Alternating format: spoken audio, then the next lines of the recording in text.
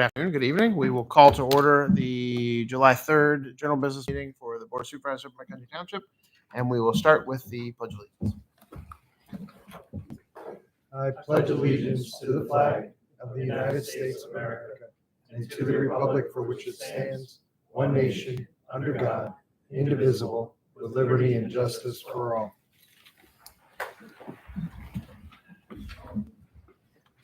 I knocked out. Yeah, we're good. Sorry.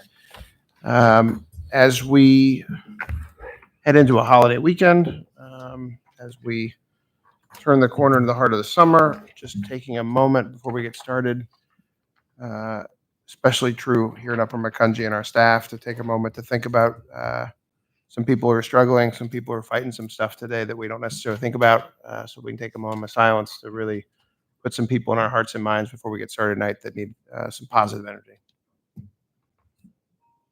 Or a phone call.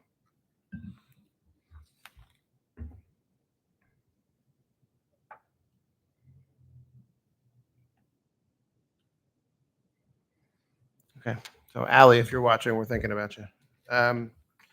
We can start with additions, deletions to the agenda. I don't think we have any of those. Minutes and financials. I'm going to make a motion to dispense with the reading of the meeting minutes from the May 20th, 2025 special fire meeting, the June 5th, 2025 general business meeting and zoning ordinance workshop, June 11th special bond meeting, and adopt them as presented. Authorize the payment of the bills for the month of June, amount of $3,340,396.82. I'll second that motion. Thank you, Jim. Questions or concerns?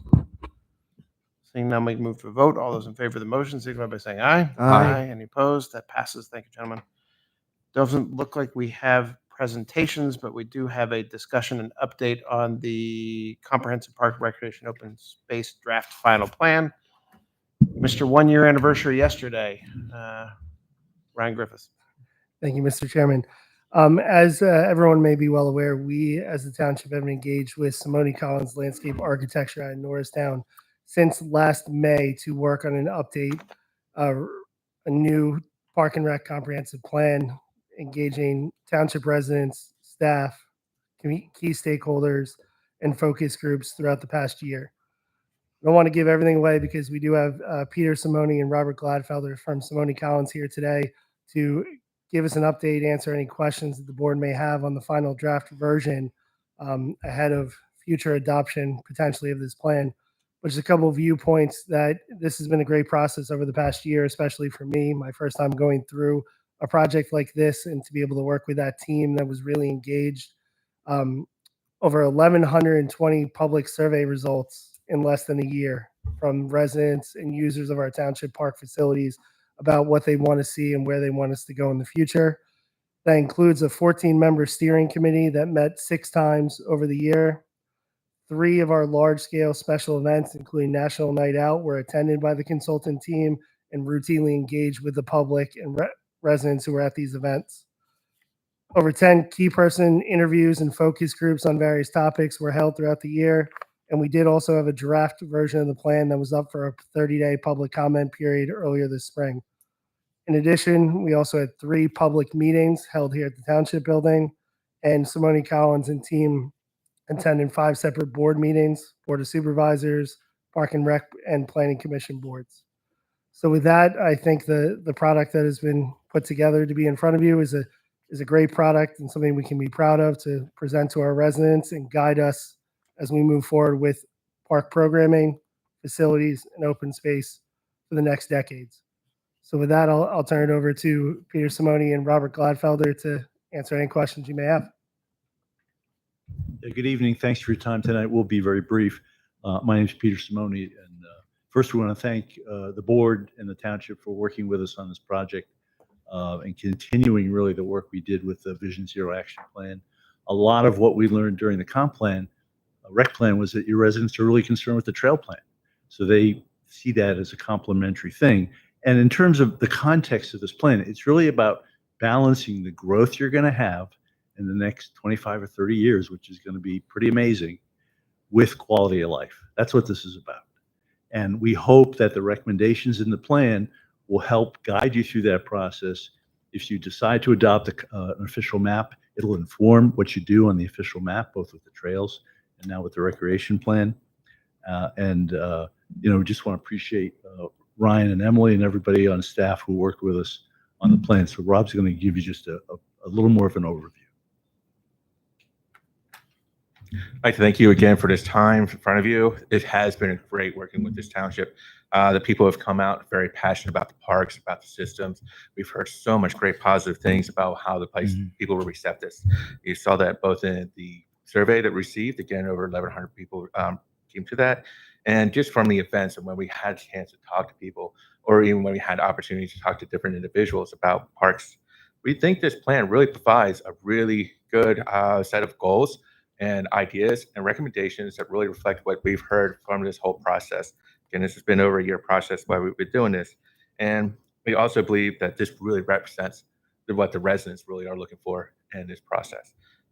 We also believe that it has concepts, some ideas, and these goals. We also provide tools and ways that it can be achieved. And we look hopefully forward to continuing to work with you to help achieve some of these goals moving forward. With that, if we have any questions, I'd love to hear it. I guess I'll start. Go ahead. Yeah, first of all, I mean, I got it. I got a little bit of a review of this plan earlier at the Lehigh Valley Planning Commission review. Very favorable responses. They were very impressed with just the comprehensive nature of the plan. The fact that we weaved in all the different elements like the Vision Zero plan into this. So it was very well received.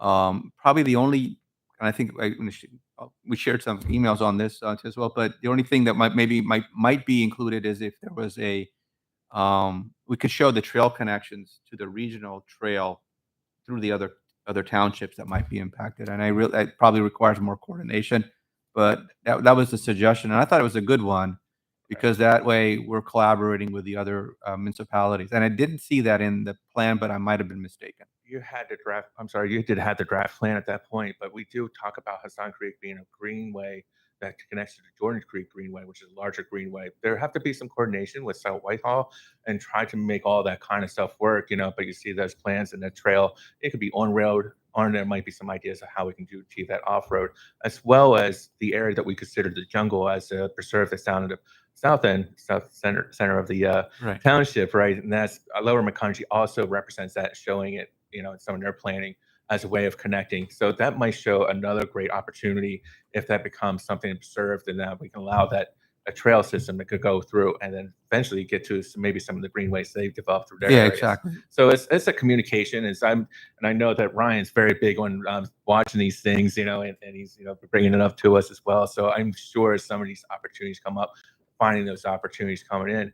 But I know that with the VZAP, that's probably one of the bigger things that most of what people are looking for is those connections between the parks and right now, and it's trying to make those connections within the township, because that's very important. People want safe access and ways to get to the parks.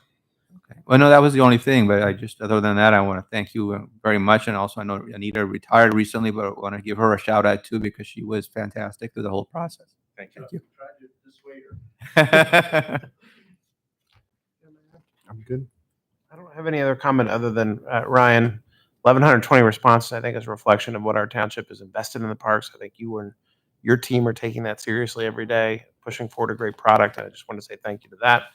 Also to the 14 members of the steering committee who took time out of their schedule and volunteered to meet 6 different times over the last year.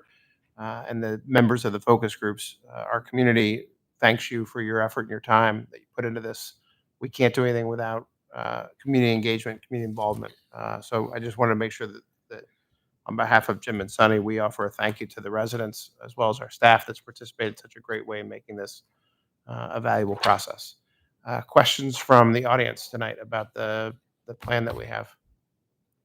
Yes, ma'am. Come on up. You got to come up and identify yourself more, please. My name is Sandy Stanton, and I live on Woods Road in Breiningsville, and I'm a little confused. I thought that the presentation tonight was going to be what the proposal is. I mean, I'm very familiar with the draft that has been presented, and I've been looking at the website.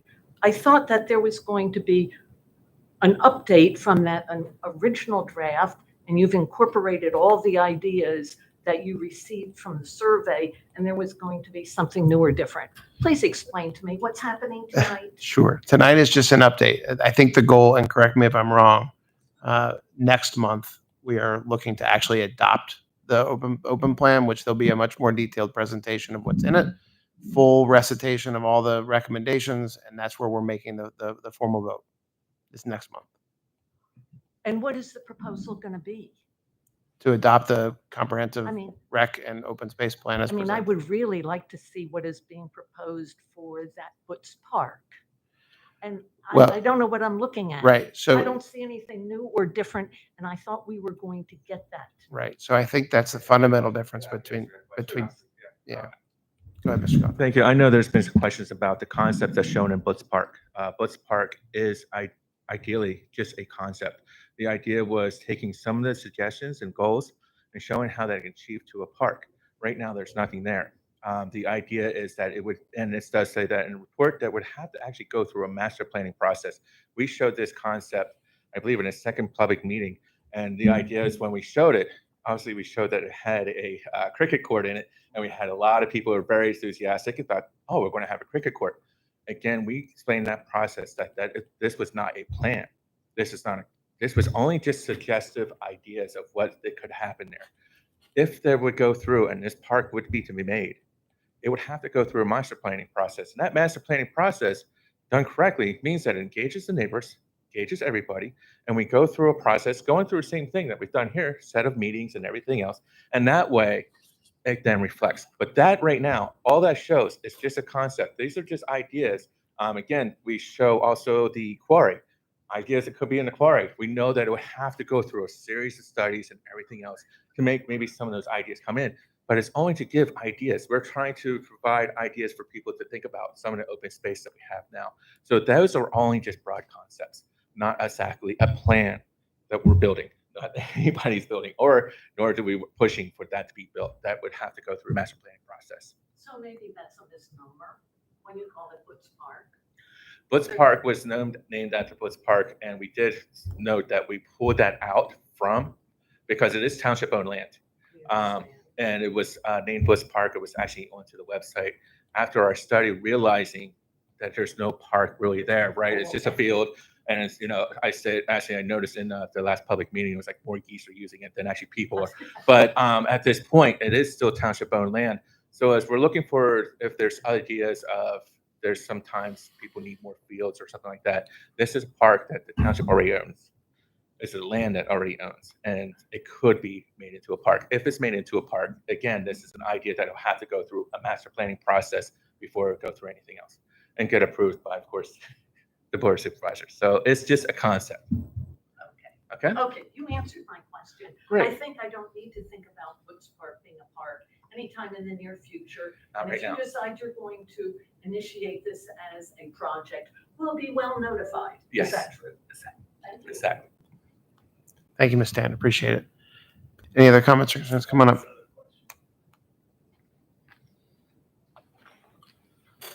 I'm Bill Wenz. I own a property. Okay. I'm Bill Wenz. I own a property, a couple of the properties that are in this master plan.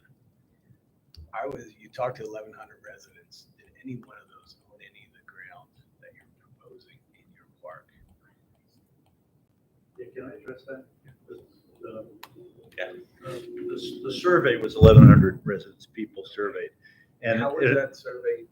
One question there to clarify your answer. How was that survey put out there? it was made available on the township website, and people responded. It was a survey that was self-selecting. And did we identify your property as part of a potential open space? Yes. Okay. I mean, Let me I have a business there. Yep, let me explain that process. Please do. What our planners, by definition, we plan for property that we don't own. Okay, that's our job. And by identifying parts of your property as potential open space, we're saying, and we did a rating system on your property, right? We said this could be a potential open space in the future. And the suggestion is that if the township adopts an official map, which is something they don't have right now, we would suggest they place your property on that official map. What that does is it just says in the future, the municipality may have an interest in either working with the property owner, whether it's you or somebody in the future, of making all or part of that open space. It doesn't commit the township to do anything. It's just a way to identify a property. And I forget how many properties we identified, right? 20, 30-something properties. The reason we identify so many properties is we know that making open space is a difficult proposition.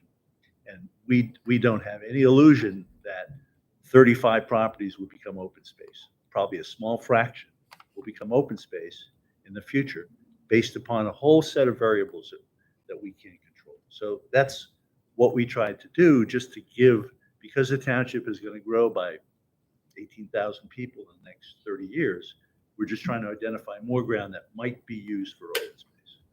If I answer that too, let me just ask that quick. In this report, you'll find a set of tools. These tools are set up so that we're not saying that the township comes in and takes over the whole property. It doesn't have to be that way. Maybe if we identified a trail that might be running through it, can we find a way that we can take an easement or something like that, and maybe a small part that might be coming in the future.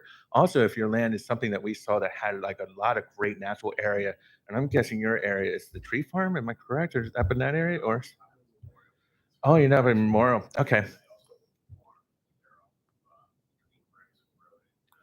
Got it. And some of those properties are kind of identified again because they're smaller, it might be an addition to kind of fill out some of these spaces. But again, there's a set of tools. Maybe we're looking at conservation, maybe just getting a conservation easement on the property. There's a set of things. It doesn't mean that the township, again, if this would come in, does not mean they have anything. It gives them just a right. If you're going to sell your property, it gives them a seat at the table and find a way that if they can find something to work in, that it can become additional open space, or if we can achieve maybe either trails or something like that. So that's how that kind of process went through. We set this up in 3 public meetings. In the second and third meeting, we identified these properties and we were showing them, and we had them on these boards and stuff. And so we had them out, and then the township did place this online for people to review. So we were, of course, asking for any questions if anybody had them. But wouldn't it be a reasonable expectation that you're going to put somebody's property online as for public comment, that you would actually address the property owner? Would that be a reasonable thing to do? Right. In the future, at least. I mean, I don't know that. Does that sound unreasonable to the board of supervisors here or anybody else? And what I'm gathering, and sort of what I can jump in, sir, is that this is an aspirational sort of piece. This is not, to Stan's comments before, we're not building a park that's as an idea, right? We're not, if we approve the plan, it's not saying we're coming to your house tomorrow and we'd like the keys, please. It's saying you own property that in the future at some point, maybe we have a conversation, maybe if you're willing to do so. It's giving us a goal. And I understand your concern about having your property posted online as available when it's not. But keep in mind, I understand, but I have a business, running a business, we're working 6.5, 7 days a week. And as business owners, we're working every day. We're on the road, don't necessarily have an opportunity to check, or you don't think to check the township website. And then all of a sudden I start getting phone calls. People stopping by the office, people stopping by my house. When did you sell your property to the township? And that's when I kind of find this out. I mean, I just think it's a reasonable expectation before you put out a comprehensive plan like this to, call somebody, notify someone. Especially, I mean, probably a dozen people that work here at the township or more that have my cell number. It's not that difficult to reach out to people and say, hey, just so you know, I would think, would you find this unreasonable? Maybe you don't want to answer it. That's okay. I don't know that this is hard. It's easy for me to have an opinion on what someone else should do with their property, or what I should do with the property as a public. But if you're the property owner, it is reasonable to say, hey, why don't we reach out to this guy, let him know that we're not going to be coming after this property within the domain next. And I understand all that. And I've read, I didn't have to read up on it much. I think it's really reasonable, and I mean, the only thing I can do is offer an apology that to contact 37 property owners was just beyond the scope of what we're doing. It's more of a logistical thing than anything. Um, if absolutely, but if this goes on the official map, then I think the township would notify all the property owners that, hey, we're going to put your property on the official map and explain it. I think a lot of the confusion comes in because, and there's no reason people should know what this process is and what an official map is because nobody teaches us what that is. So absolutely, in an ideal sense, it should have happened. It just typically doesn't, but good for future reference, certainly. And as a compliment to the township, I called somebody who I know, and they said, I'll have so-and-so call you, and that gentleman called me. And I believe it's yourself. That was me. It sounded like your voice, and forgive me for not having your name top of mind. Okay. And he was nice enough to call, and we had a nice conversation. And he explained everything you just explained. But I'm here tonight to say, it's probably could be done in a little better way, especially if it's. I think I speak for the rest of us. Prior to existing, prior to this. I shouldn't do that. I would feel the same way you do, and from me personally, sorry about that. Should have been done. At least a letter with a number that would say, if you're interested in finding out more, call Ryan at this number and be happy to. Or Pete, because you see how well he does when you put him on the spot. No, you're right. It's this day and age, putting somebody's property out in the public should at least give you a heads up. All right, thank you very much. Thank you, Mr. Wentz. Thank you. Please make sure you reach out and call to us. We'll make sure we answer any questions you have. Please apologize if there was any kind of communication there. Thank you. Any other questions from the general public on this? All right. Anything else from anybody? General public or otherwise? All right. I think then we don't have to do any voting. Thank you, sir. Appreciate it. Thank you very Thank much. you. Yes, thank you. And again, thank you for working with this township. Township's been wonderful to work with. We really appreciate everything and being able to help us with. We've thanked them way too much tonight. They're getting big heads now. So.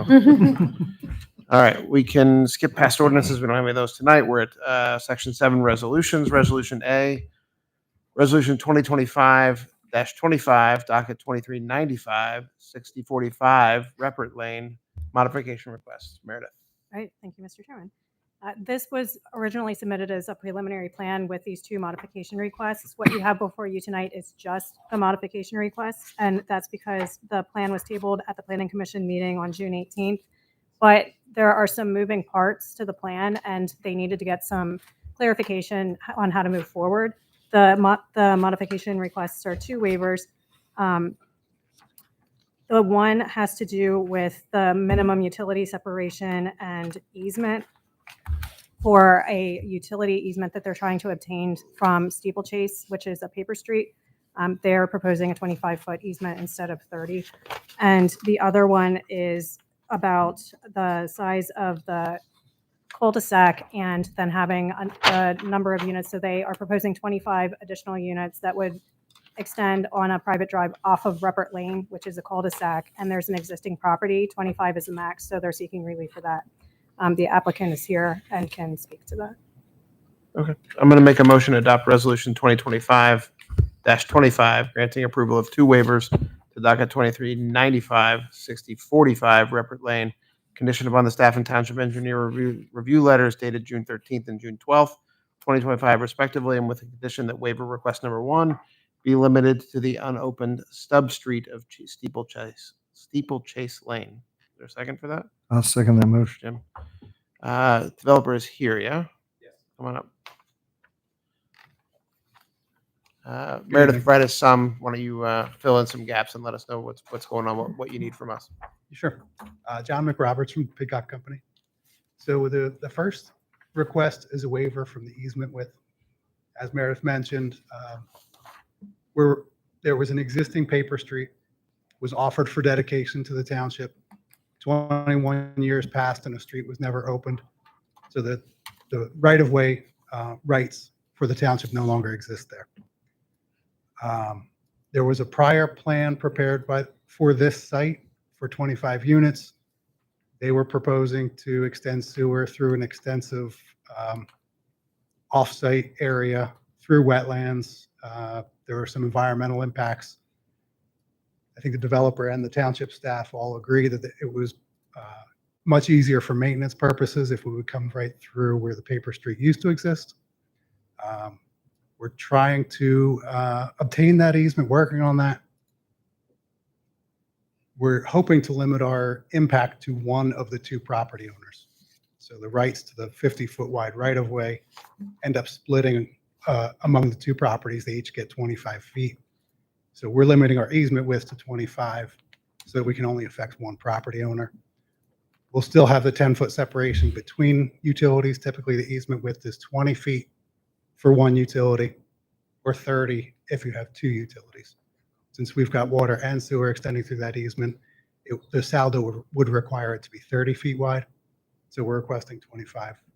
And then there's a small pocket of wetlands. That reduced width also helps a little bit to avoid that small pocket of wetlands. Okay, so the first waiver is to, instead of running the utility easement along the south side of the property, right? Is that where it was running lengthwise? So within our property, yes, instead of running along the south through Right. the wetlands. You want to shoot up north through the paper street. Right, what would have been the extension of steeplechase that was never constructed. Right, and we're not going to extend that street. We're just going to leave it as grass on top since the utilities are located underneath. Yes, that's right. And the real issue is that the ordinance requires 30 feet and we only have 25 there. Yes. Okay. All right. What else we got? The second one is a waiver for the number of units on a cul-de-sac. So the actual cul-de-sac of Repert Lane, the roads that we're proposing don't technically qualify as a cul-de-sac or streets. The ordinances treat them as a parking lot aisles. The actual cul-de-sac is Repert Lane. That was created when the bypass was created. It severed Repert Lane and what used to be the Faust Junkyard, leaving a 7-acre tract on the north side of the bypass and just over 1,000-foot cul-de-sac that we take access from. So that prior plan that we had talked about, so there was some discussion with the township staff whether this section would even apply to us because the cul-de-sac already exists. It's off-site. Do we really need a waiver from a road that we're not touching or impacting? The township staff felt that it was much cleaner if we would come in and request a waiver. The prior plan showed 25 units, no waivers, no mention of it. So we had assumed in our initial filing that a waiver wasn't required, but glad to request it at this point. And just to point out a couple things that a couple justifications that I think are somewhat relevant. A couple items where we went above and beyond, making sure that the additional number of units, the additional cul-de-sac length doesn't become a safety issue. We met with Mr. Christ very early in the process. We were trying to make sure that emergency vehicles could turn in and out. I had a really great plan that had much shorter roads, but it was difficult for the trucks to maneuver. He asked us for it ends up being about 250 to 300 feet of additional roadway inside the development.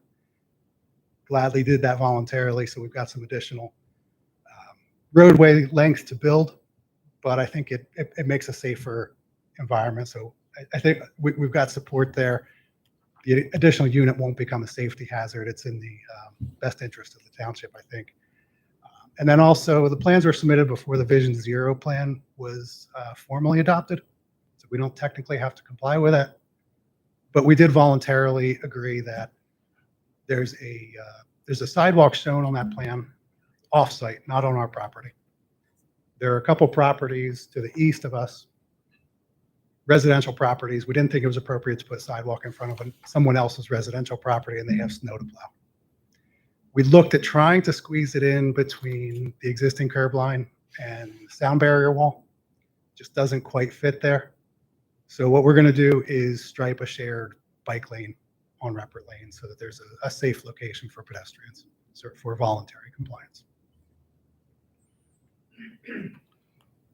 Yeah, could you, I'm just trying to explain, because it's not on the map, that was one of my questions. So you're just, you're just striping,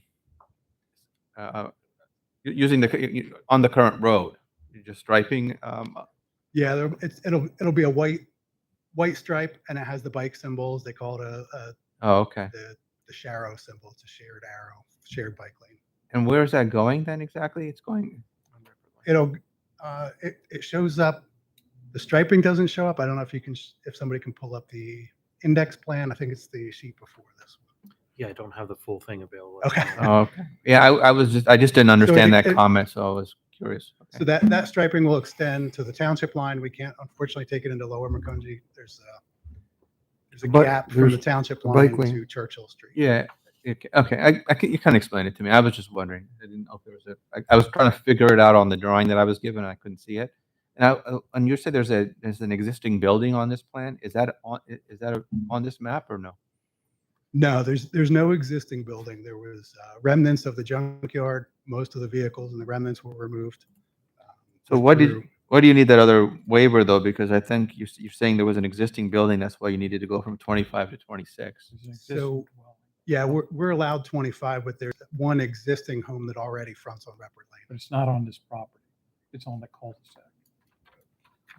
So if you see here from the cul-de-sac Oh. to the nearest access is Churchill, there's one already. Oh, okay. So that's where that number is. one. So they would only be normally permitted 24 additional.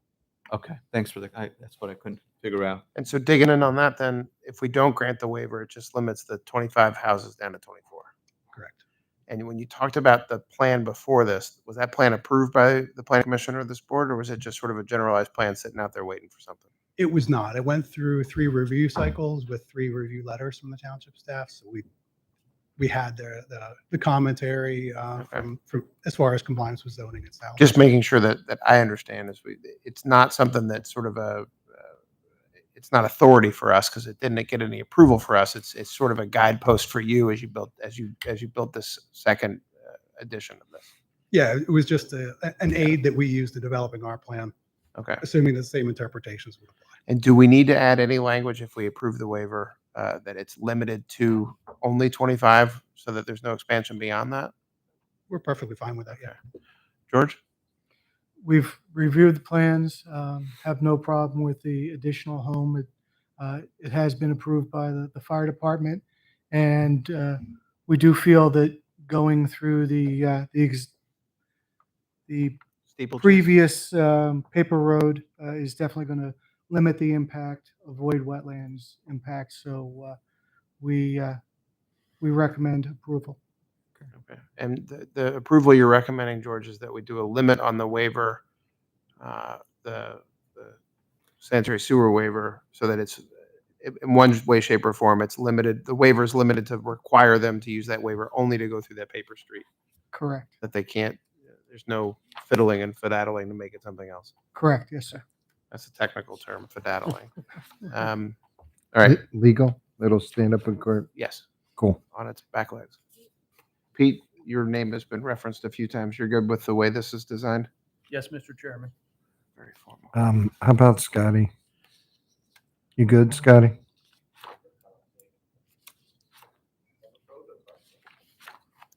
That access drive's a private road? Yeah. The proposed. Could somebody translate Scott to English? Because I didn't hear what he said. I think we understood him even if you didn't. That he's I actually- did not. The access drive that's listed, access drive A and C, even B, is all going to be a private road. Yes. It's going to be Do maintained we, by a do we homeowner. plow the cul-de-sac? How do you feel about that? You okay? They don't like cul-de-sacs. Oh, he doesn't like They cul-de-sac. don't like cul-de-sacs at all. That's why I'm asking. So it will be maintained. Is it going to be, this developer going to maintain ownership of all the apartments, or is it going to be is there some other ownership issue? There'll be townhouses. They'll be sold to individual unit owners. HOA from there? Yes. Okay. And the HOA will take responsibility for the private road? Yes. And for, I guess, maintenance of the utility up to the utility easement and through the easement? Yes. Okay. Sonny? No, I think I got all, everything answered. I think on the ordinance, it does limit it to 25 though, right? You have it written here, so we're covered there. Oh, you mean the limited, well, it's limited, but he's getting a waiver from that because it's actually. Yeah, I mean, I said 26. 26. I thought it Right, was, so you have 26 there, right? I'm more concerned that we're not creating a situation where, oops, we meant 30. Because, we found another way to put another 2 houses in there. Yeah, no, definitely 25. Okay. So I'm just, Technically, the You wanna zoning would amend that allow for the limit? 53, but we You I just can. want to double check that's in there. yeah, I'm okay with that. I don't even know how we would do that. Andrew, can we add a high-end limitation on the second waiver then? To limit it to 25 townhomes? I think you can, are you saying to grant a waiver to allow a total of 26 Buildings on the existing units? existing right We away? can do that, yes. Okay, so, all right, so I guess I would, let's You keep, made the motion, Amend, correct? yeah, amend your, yeah, let's make sure everybody else is good. Any questions or concerns from the public on this? All right. What I'd like to do then is amend my motion to grant approval to the 2 waivers, specifically conditioning waiver number 1, that it's limited to the unopened stub street of Steeplechase Lane, and condition 2, and waiver number 2, conditioned on no more than, we're doing 26 dwelling units attached to this right away, or to this cul-de-sac. Is that what we're doing? I'm getting a nod from Cal. I think that maybe limit, because I think there's other vacant lands on here, so if they would apply to this particular plan, so would you limit this plan to 25? Okay. Because with- if those vacant lots So would become available. it'd be granting waiver number 2 with a condition that this particular land development is limited to 25 townhomes, 25 dwelling units. That Well, satisfies me. can we double check? No, wait a minute, time out. So how many more lots are there and what's the maximum number? Anybody They're know? gonna have to get waivers when they come in too. I Yeah. think there's that vacant land, but I'm not certain who owns that, or if it's one lot Okay. or not. There's one lot to the east of us. Yeah. We had looked at acquiring that. There's significant wetlands there. So I can't guarantee that nothing would happen. We don't own it. It's not part of our project. But Sure. you But would we you would- would be we content, or would your think client would that be it's content on a unlikely. limit of 25 for this particular land development, 25 dwelling Okay. units. No, I was just trying to understand what the potential upside could be if there's Yeah, no, other, that- I mean, I think that's a Well, I reasonable think question. no matter what, they're gonna have to, if they develop for any more than the house that's on there, they're gonna have to get a waiver for the same conditions, so we'll deal with it there. All That's a right. good point Andrew made, that we don't want to limit them with this one. Yeah, no, we actually triggered at that question.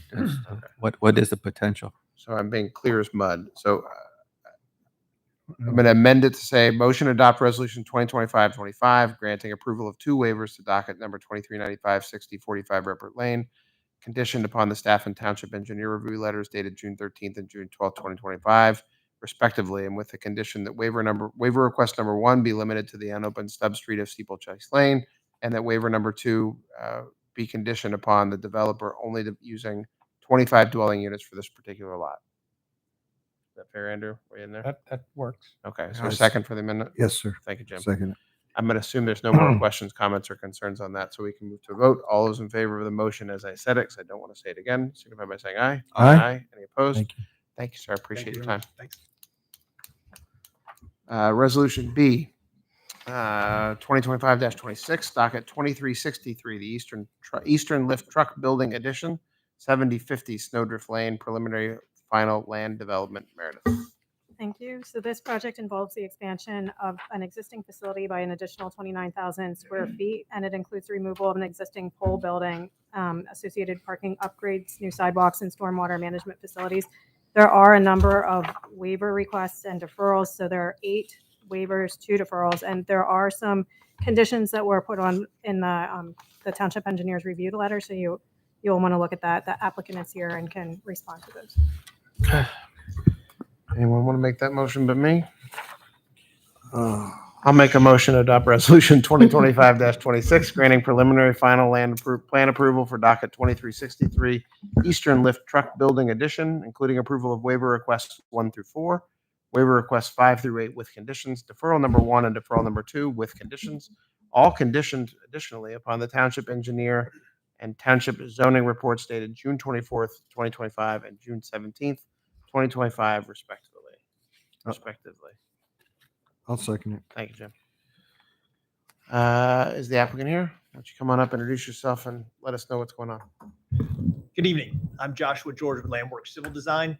I am joined by Jeff Yoder with Eastern Lift Truck. Jeff is the branch manager for the facility here on Snowdrift Road. So as Meredith said, we are seeking your approval for a building addition to this existing facility.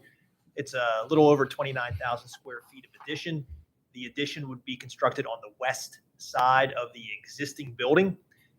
This property is very much unique in the sense that it is an existing flag lot at the end of the Snowdrift Road cul-de-sac. It has frontage along I-78, which is actually, of course, not frontage. It is developed on all sides. There are existing utility easements on the east and the west, and there are existing buildings and easements on the north side as well. So we are very much boxed in here. The purpose of the addition is to provide indoor storage for the equipment that Eastern Lift Truck sells and services. So right now, if you look at the Google Maps, you'll see there's the pole building to the left. That would be demolished as part of this project. You can also see there's a lot of outdoor storage. And the goal here is to take that outdoor storage and put it inside. We believe it will very much clean up the property. We also believe it provides a much more functional use for Eastern Lift Truck to do that work inside rather than shuttling vehicles in and out constantly as they service and sell those vehicles. So because of the nature of the project and the unique parcel, we have several waivers and modifications and deferrals that Meredith mentioned. Happy to go through those if you'd like, or whatever information you need from me, I'm happy to share. Sure. I think the best thing to do, since there are 8 waivers plus 2 deferrals, is let's take them one at a time. Absolutely. Otherwise, we're going to get confused, lost, and otherwise frustrated. Okay. The first waiver seems pretty fair and simple. This is a waiver of the preliminary final plan together. I'm assuming that this is all going to be built in one phase. There's no real issues with having to go back and forth to planning commission on this. That's correct. Okay. George, comment on that one? We have no problem with that. Okay. I guess we'll just run through the Sonny or Jim, any comment No, on I that first waiver? fine with that. Okay. Second waiver is about public sidewalks and curbs on the roadway frontage, that being I-78. So we'd like sidewalks now on 78. I'm if you don't sorry, you're out of mind. luck. I know that that's the only frontage that we have. I mean, at Snowdrift Road, I think that's the subject of the next waiver. It is, and we have 50 feet of frontage along Snowdrift Road, which is essentially taken up by the access The drive driveway. and the utilities. Right, So and we there's don't no- have any sidewalks on Snowdrift Road at this moment. There is not any sidewalk on Snowdrift. Okay. So as to waiver number 2 and 3, I suppose, actually 2, the real issues, you just don't have any frontage other than 78. You're going to build me a sidewalk there, but that's a few more years from now, I guess. Yeah. It'd have to be elevated. Okay. Deal. Sonny, Jim, questions about the second one? So I'm sorry, the second one It's the is, sidewalks on frontage where they have 78 and potentially just 50 feet on Snowdrift Road, Which is all driveway. which is driveway and which is and all right. Is driveway that, and easement. so I get the, sidewalk on 78 and why you would not want that. Are you also asking for a waiver or a deferral on Snowdrift, or what are you asking? So we're asking for a deferral on Snowdrift, and that'll come later. That's Yeah. the first of the 2 It's just deferrals. Okay. Adding context for the Yeah. first. For this. Oh, I these got are- you. So I thought we were already, I thought, I'm good on the 78 portion. I understand Okay. why. All right. you would want I that. just threw Okay. that in there as context. So, all right. Okay, So we're going to gotcha. move to 3, sidewalks and curbs. Just in one location, the existing building on the east side of the existing building where the handicap spaces are proposed, we would like to not put curb in that location. And the specific reason is there is very little elevation change on the property. All of the runoff on the property drains towards the existing swale that's between the building and I-78. The existing building is already at an elevation. We have to match that elevation with the new building addition. We have an underground stormwater facility proposed under what is now the existing parking lot. That parking lot will be completely renovated. Right now, there is no stormwater management on this property. We are putting stormwater management in. We have an underground bed. We only have so many feet of elevation that we can work with on that bed to provide the volume that is required and still allow it to drain out into the swale that's between the building and I-78. So the extra 6 inches, believe it or not, the extra 6 inches in this parking lot makes a difference to get the stormwater to fit in. And so we're asking to not put curb in front of the building. That will allow us to put bollards in to prevent the vehicles from hitting the building, provide essentially the same effect as the curb would, but will give us the extra 6 inches of depth in the parking lot that we can use for the stormwater management facility. So sorry for the long explanation. No, we need it sometimes. George? We agree. He explained it very well. They would have to actually lower the entire parking lot to make that 6-inch curb work, and it would take away from their stormwater. So we support this request. Sonny or Jim? Oh, you Good. answered. That was my question as well, so that's Okay. good. Next one, dewatering detention basins within 72 hours. So this facility is designed to meet the DEP requirements for an MRC, managed release concept facility. Essentially, it's extended detention, if you want to think about it in the most simple terms. So the design that DEP puts out there dictates how long the water will remain in the facility. This will be longer than 72 hours. We believe it's appropriate in this case because it's an entirely underground facility, has no impact on mosquitoes or any of the other things that are typically considered to be problematic when you have a longer dewatering time. So because of the underground nature of this facility and the MRC design that we're using, we asked for the waiver of the 72-hour requirement. George? We agree. Since it's underground, it doesn't really make a difference as far as mosquito control goes. The design of the basin is going to meet DEP requirements. That's what we are concerned about, and we agree with the design. Okay. Sonny or Jim? I'm good. Good. All right, moving along. 5, planting requirements. Pretty self-explanatory, and this is kind of 5 and 6 and 7 all in a nutshell together. But the reality is we don't have a lot of room to put plantings. We are not opposed to them. We will be happy to pay a fee in lieu of. We will be happy to put as many in as we can physically fit on the property. But the ordinance requirements between trees that are within the lot, trees within paved area, and also street trees, there is just not the room to do that on this Panhandle lot that's been previously developed and was developed under specifically different zoning and subdivision land development criteria many years ago. So we're asking for modification. We are planting as much as we can. We'll probably make some minor changes to the plan based upon the HRG comments to add a few more plantings, but we simply cannot fit them all. Okay. George? We agree. The applicant is going to tweak things a little bit more, get a couple more trees in, but we'd much rather see a fee in lieu, so additional trees can be planted in our parks rather than forcing them into places that they aren't going to be successful. How many trees are we talking about that were supposed to be on there and what you're actually able to put in? George, I don't remember that number exactly, but I want to say it's like 72 trees or something that are ultimately required in total for the 3 different waivers. And there's just simply no opportunity to come close to that number. And so we have, what do we have, about 10 or 15 on there, I think, something like that. So we're significantly It's a big below. difference. It is, but it just doesn't fit on this lot. We're hamstrung by the frontage on 78, the utility easements on both sides, and trying to provide the best possible development on this property. Okay. The one concern I have is just specificity issues. I understand the condition, I understand the issue, I understand the waiver, but when we write a waiver with a condition that says as many as reasonably possible, I don't know how we enforce that waiver or the code enforcement staff enforces a reasonable standard. Is there a way that we can get, and I know, is there a way we can phrase this that it's as many trees as agreed by the parties with a fee in lieu for the remaining trees that are required by the ordinance instead of just reasonably possible? Yes. Isn't there's no way you don't know, you can't tell us how many trees you're planning to I put? think they're revising and still working through that. No, we know how many are required, and the plan will ultimately, even with the revisions that I'm suggesting, will show a final number that's been agreed upon at the staff level. And so the delta there would be the ultimate waiver. Right. It's just that because this small amount of planting is yet Right. to be added to the But plan. that's my issue as a technical issue is that delta. Mhm. It's right now it's sort of I need to figure out language that I'm comfortable with that It's identifies infant right now.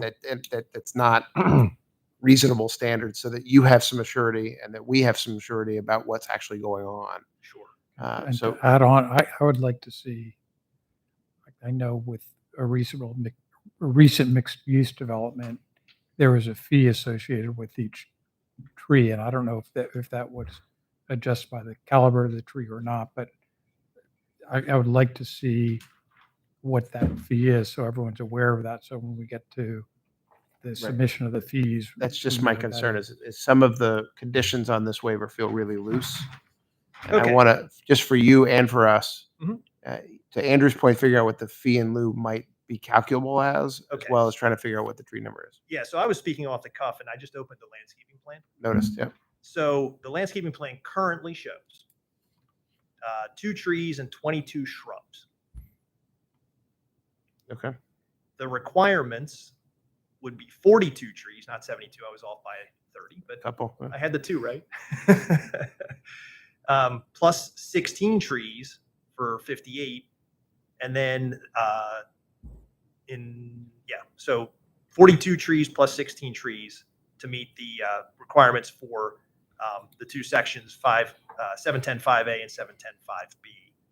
And then we are proposing 2 plus 18 shrubs. So it'd be 58 total. The plan currently shows 2 plus 18 shrubs. Okay. So I'm sorry. I thought I heard you say 2 trees and 22 shrubs. Did I get that wrong? Oh, you know what? It is 2 and 22. I apologize. Okay, so you Thank right, you. right now Thank the you. plan is 2 and 22. Yes, The requirement was 42 and 16, or was there another? 42 plus 16 because there's trees required on the lot. There are also trees required in the parking area. So cumulatively, it's the 42 plus the 16. Okay, so it is kind of an apples and oranges because you're throwing some shrubs in there. Are there shrubs required in our plan? A certain number of shrubs count towards 1 tree. Is it 3-to-1 ratio counts?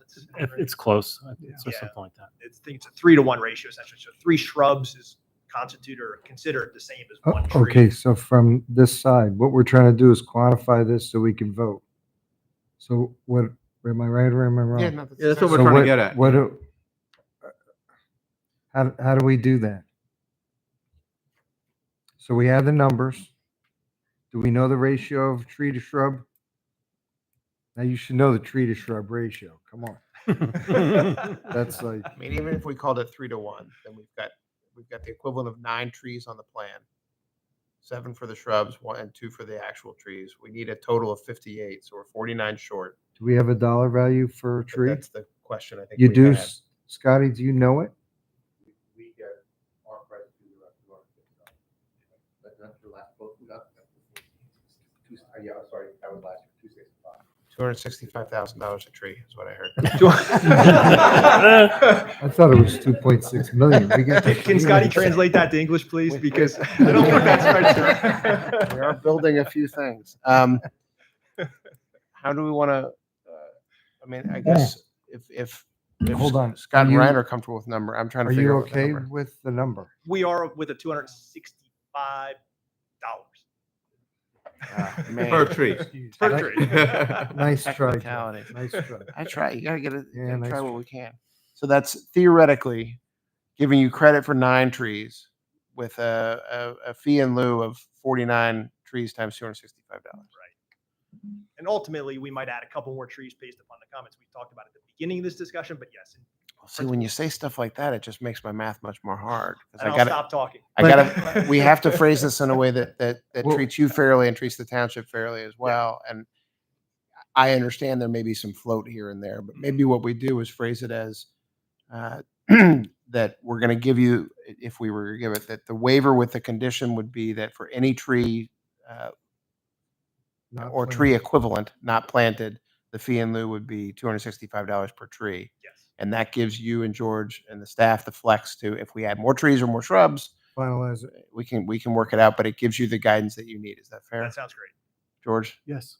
Andrew? Yeah, I'm trying to find, is that 265 number, is that? That's what, That's per that's tree. what, that's what, But how are you going to come up with a quantity? Is it something? we're going to let them figure out the tree equivalents and the the- quantity on the final plan. That's what's kind of not 100% right now. So what they're doing is the requirement of the saldos here, they're going to finish and see what they can plant. And then that Okay. delta be multiplied. Yeah, by I'm the- good. I'm good. If you write it that way, that's perfect. Yeah, that's what we're Yeah, okay. trying to do right now. Okay. And the applicant's comfortable with that sort of math? We are. Okay. George, we're good with that. And Andrew, we're good with that? Yes. Yep. Okay. So that covers 5 and 6. and 7, yeah? Yes. I think, yeah. George, that covers 5, 6, and 7? Yes. All right, so we're gonna have the same condition for 5, 6, and 7 being whatever plantings are required, we'll do the math and figure out a way to phrase it before we have to vote on it. 8, stormwater management orders with basins of 1/2 foot freeboard above the maximum pool elevation for a 100-year runoff event. These are exciting to Do you read. love these technical waivers? I do. Yeah, so do I. The issue here is that the requirements in the ordinance are really set up around at grade or above ground stormwater facilities. This is an underground facility. We've maximized the freeboard, we believe, to the greatest degree possible. We've worked very closely with HRG over the last few weeks to try to get this as razor tight as it can be. And we feel like we're at that point, and so we just need a little bit of help of a few inches of freeboard to allow us to have this underground facility work. It just doesn't meet the ordinance requirements, and it goes hand in hand with the curb waiver that we talked about before. We just don't have enough vertical elevation to make it work. Do you know exactly what the waiver needs to be, or is this another one that we have flex back and forth on? No, in my opinion, we know what it needs to be, and Yes. I mean, it's So the And go ahead, sorry. Yeah, go ahead. technically, the fact that there's not enough freeboard does not hinder the calcs to where it's an issue with actual stormwater conveyance or retention. No, since it's below ground, there's the calc show that there's plenty of storage. In the It's- pipes? It's just one of those safety issues when it's above ground that it's not overflowing. But in this case, there's emergency discharge overflow that would go into the swale along 78. Excuse me. So we have no Okay. problem with the proposal. Sorry. The only question I have is it's listed as a waiver with modification. I don't understand what the modification is. I've got it as approval with modification, but I can't figure out what the condition is. I think it's a carryover from a previous report because I think that it wasn't exactly figured out. And I think that they were to determine. which we did resubmit to HRG, and I thought But that you guys were good with it, but But what he said was the engineer made modifications to the basement to meet the I'm just freeboard. confirming that we don't need a modification. This is No. whereas before it was 4 waivers, 4 with waivers with conditions. Now it's 5 waivers, 3 with conditions. Is that fair? Yes. Applicant would agree with that as well. agreed. So number 8 would be just a straight waiver, still relying on the engineer review letters, but a straight waiver from Stormwater Management 17307.8. George, you agree with that? Yes. Mr. Chairman, if I may just interject. Please. So I looked up a previous approval for a tree fee in lieu of, and it was $400 per tree. That was last year. Okay. Scott, you're undercharging us as always.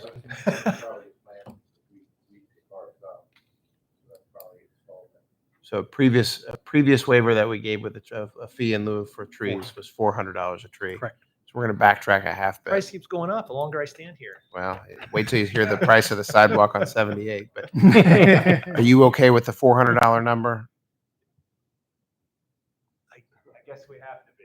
Okay. I assume, Cal, that this is not on the fee schedule for the township. That's correct. Right. We're trying to be as fair as possible to you as well as to everyone else here. So Yeah. if you're okay with it, that's what we'll do. And I think there's still some push. And we're not talking about millions of dollars. At this point, we're talking about 4-digit numbers. So that's good. Deferrals. First deferral is a deferral for the sidewalk on the cul-de-sac that Sunny's issue was on Snowditch Road. Yeah, there's no sidewalk anywhere on Central Road. The closest is down at the other end, at the very beginning of the cul-de-sac. And I believe the Vision Zero plan doesn't even contemplate sidewalk on our side of this cul-de-sac. It only contemplates it on the north side, if I understand correctly. So we've asked for the deferral should it ever be constructed at some point in the future, and the township asks us to put it in. We'll put in the 7 or 8 feet of sidewalk that will fit in the space that we have. Can I just ask one question? Because this actually happened where in the past we gave a deferral to a developer, then we had to call it back, and then they were objecting to it. And so, would you mind if we in the deferral you would agree that you wouldn't object to it if we were to call it back? I didn't know that was an option. I'm going to try to use that in the future in a different municipality. Well, it didn't work out for them, but it was just, you know, it was another, it wasn't frictionless then, so that was. I don't think we're ever going to ask them for the sidewalk. Well, and if we do, he's only got about 7 feet of sidewalk Yeah, he's got to put in. it's such a minimal amount. Yeah, If that's what you would like us to do, we certainly can, but I don't really think it's necessary in practical terms. Well, if you guys are okay with it, Yeah. you know which one I'm talking about, I right? do. And I was And- just like, and boy, do like- we really have to go through this? And to your point, he lost. He and did. It was not worth the effort. So we'll. All right, that's fair. All right. they're not going to. And the second fine. waiver is for sidewalk connection, existing and proposed building. So, It would be coming from the building out to the cul-de-sac. okay. So again, if we call the deferral on the cul-de-sac, we'd probably be calling this one as well to get walking path from the cul-de-sac down to the building. Exactly. Again, you're not asking for the waiver. You're just saying, if you call it, we'll do it. Please don't make us do it now. Exactly. Yeah, we don't think it makes any sense whatsoever at this point in time. Okay. Questions or concerns generally on all 8 waivers, 2 deferrals? This took a while, and I apologize for that. My only concern is how you're gonna read motion. Reread. Complicated. I got you. Okay. Skills to pay the bills. We'll see what we can do. Questions or concerns from the audience about this application? All right, seeing none. Mr. Chairman, just Yes, please. in looking at the comments, and I believe comments from the planning commission, is that with the respect to the connecting sidewalk, they wanted to see that designed for and accounted for in the stormwater calculations presently, rather than if it would be called, then they have to go back and re-engineer. So we want to be certain that everything functions So as that designed. while we may defer, well, if we issue a deferral for the sidewalk, you're still going to include it in the impervious and the stormwater calculations currently. So what we ended up with, if I remember correctly at the planning commission, was that we would very likely do that with a pervious paving material because number one, it's very unlikely that it would ever be put in the first place. But if it is, we believe for that amount of impervious area, using impervious, probably blacktop to get from the street back to the site would make the most sense, parallel to the existing access drive. So that's the way that we would propose it, would be to use pervious paving materials to basically essentially make the stormwater implication zero. But you can put that on the plan. We can put a note on the plan or whatever the logical way to do that is. Yes. It's just something that we can lock you in for if and when the deferral's called. It's not an argument about stormwater at that point, that you're committing to a pervious material, so it's not going to affect the stormwater calculations as part of a note Yeah. on the plan. We can definitely do that. I don't know how to necessarily phrase that one. Is it in the review letter or any, is it documented somewhere? No, we got to pick it No, up here. It's we're gonna not. pick it up here. All right. Yeah. We got to actually add it. Okay. If this is going to go today. Okay. You figure out what that one is. That's I- deferral two. If I may, Please. I believe the phrase that we use in our comment letter was, this deferral should not exempt the sidewalk from stormwater management requirements. But I want to get him, if the commitment for the stormwater management requirements is that it's going to be pervious material, which theoretically doesn't affect the stormwater calcs, that I want a plan note for that so that we can call on that when and if we call this. That 12 years from now, if we put a sidewalk in and he wants to put in a raised solar panel sidewalk that's impervious, that we don't have to redo it's not going to mess with the stormwater at that point. That's They- what he's saying he wants to do. Right, but in the future, there could be other options besides just impervious paving. They could do infiltration swale running along parallel with the sidewalk. You know, Okay. as long as they're still required to meet the runoff. I see what he's So saying. if we did it as a deferral with, so long as the eventual application of the sidewalk meets the current stormwater expectations of the design? I would just Yes. say if you can just make That's it what he contingent said on in his the review review letter, letter. you're covered, right? I That's think- why, that was my original question. I think he's, Well, I mean, it's all conditioned upon his review letter now, so So I he's guess covered. you think it's covered that way, George? I believe so, Okay, so I don't have to go crazy on that one. I do have to go crazy on the other one. correct. yeah, we're not getting out of Go the for it. 3-1. Okay. All right, so the motion, I guess what we'll do is amend the motion to add, Do you want actually, no, it's with Do condition. you I want to just wanna be- do, do you want to do that. 2 motions and leave the tree one separate? That No. way you can, okay, I want to do it all at once. okay. So I'm going to amend the motion. Rock To and say roll. as follows: motion to adopt resolution 2025-26 granting preliminary final plan approval for docket 2363 Eastern Lift Truck Building addition, including approvals, waivers, requests 1 through 4 and 8 without conditions. Waiver requests 5 through 7 conditioned upon applicant and the engineer agreeing on the number of trees that are or tree equivalents on the property, applicant to pay a fee in lieu of any delta between the required trees and the proposed trees of $400 per tree, and granting deferral number 1 and number 2 with conditions, all conditioned upon the township engineer and township zoning report dated June 24th, 2025, June 17th, 2025, respectively. I'll second that. Thank you. Is that clear Yes, as mud? I think so. We're good. George, you okay with the way that's phrased? Yes. Andrew?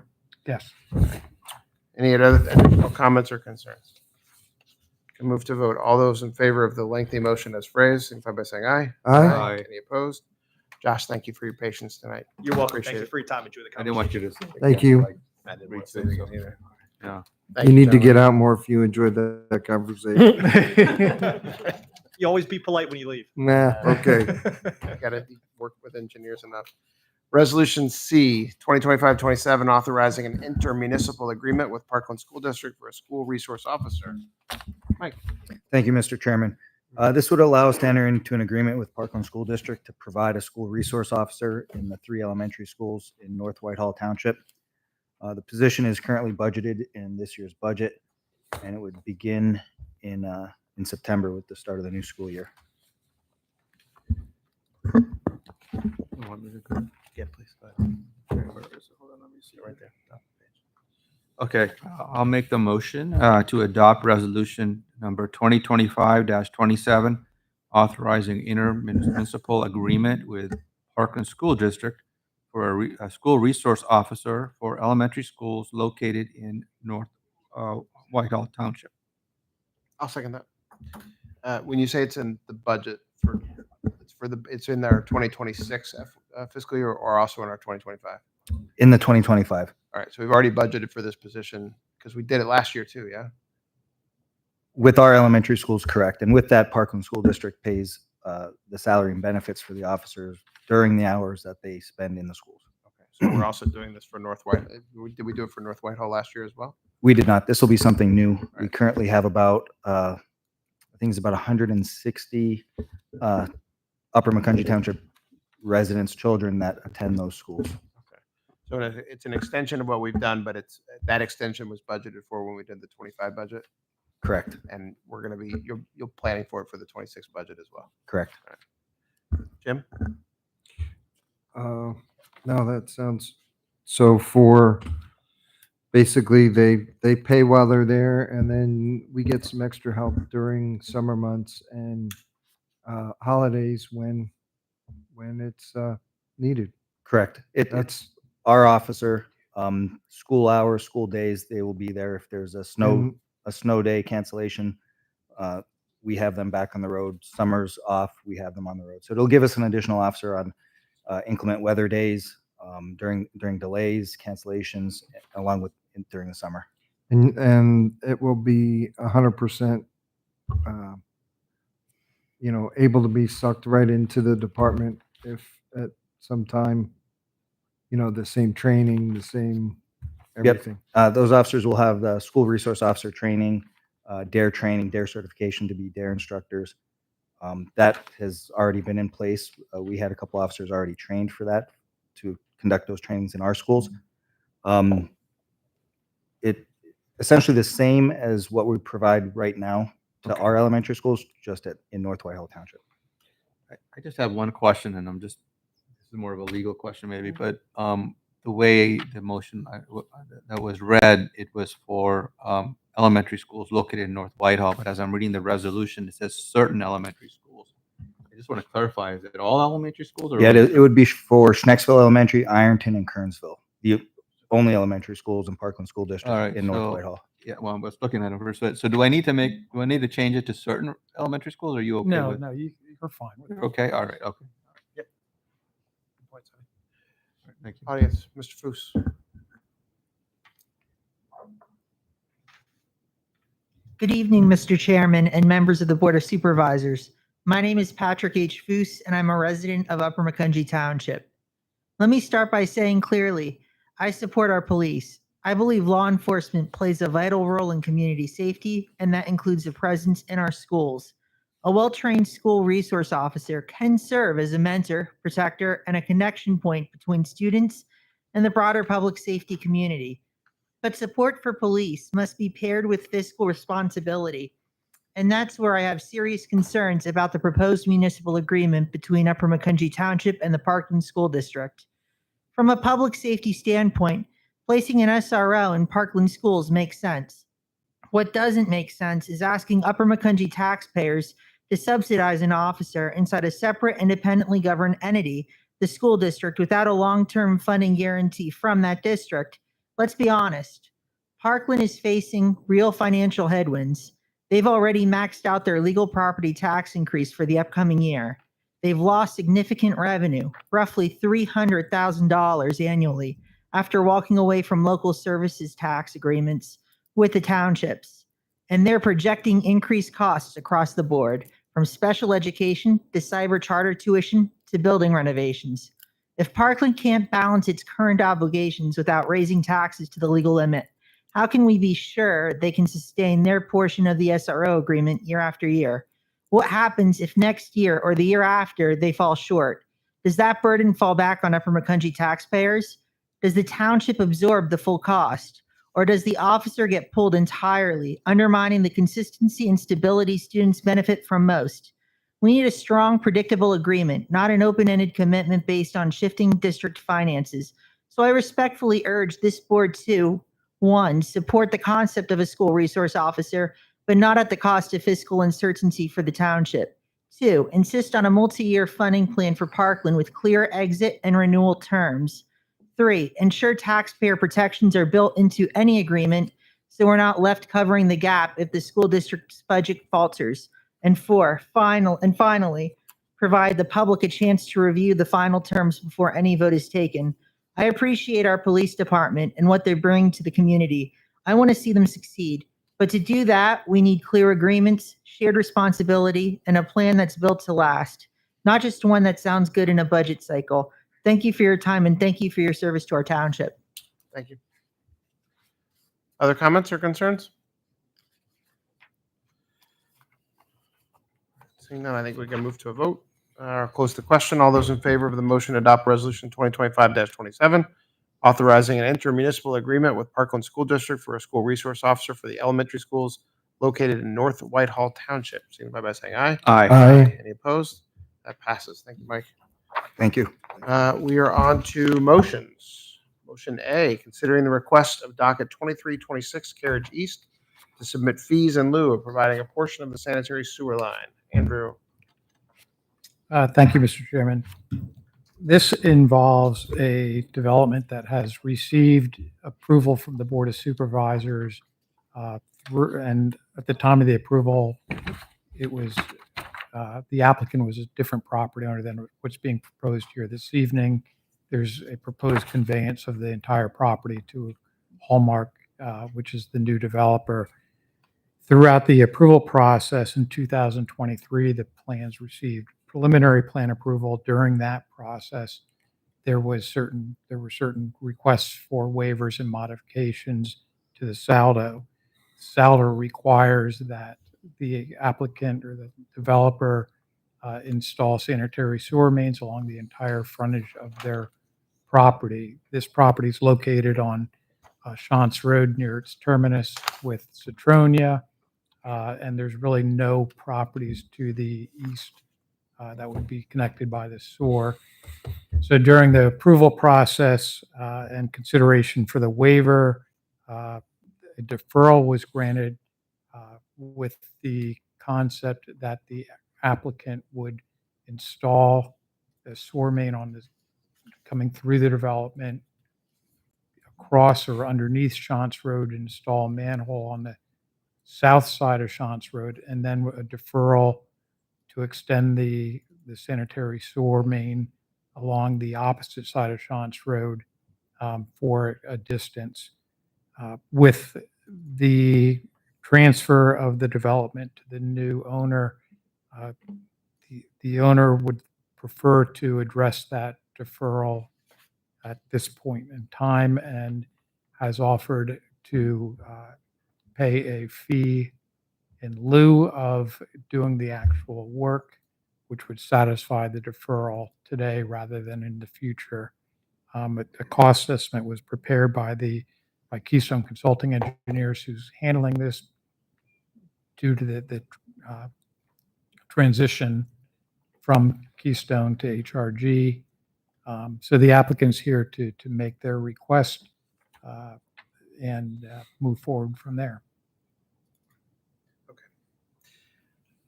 So the ask is essentially to accept the fee in lieu of, and then that deferral that was granted back in 2023 would be satisfied. I'll make the motion. And the applicant's here and they can give their reasons as to that would support the request. Let's go ahead and make the motion so we can open the conversation. I just have some issues with how we're phrasing this, and we'll get through it. I make a motion to deny the request for cash contribution in lieu of the developer installing a sanitary sewer main extension in and along the south side of Shantz Road, and to call the deferral at this time, requiring the developer applicant install the improvements with the overall site improvements. I'll second the motion. Hi. Hi. How's it going? Good. My name is Tom Imperato. I'm here from Hallmark Building Group. We are the contract purchaser of this property.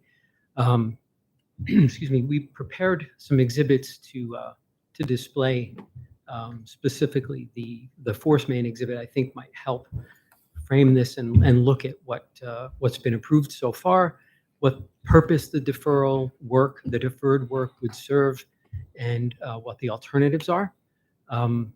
I sent the plan to Cal. You have that? Yep. Great. So part of the plan approvals required extending the sewer from the Carriagees development to the south side of Shantz Road, as Mr. Shantz had explained. That is identified as manhole 62. That is technically an off-site improvement, and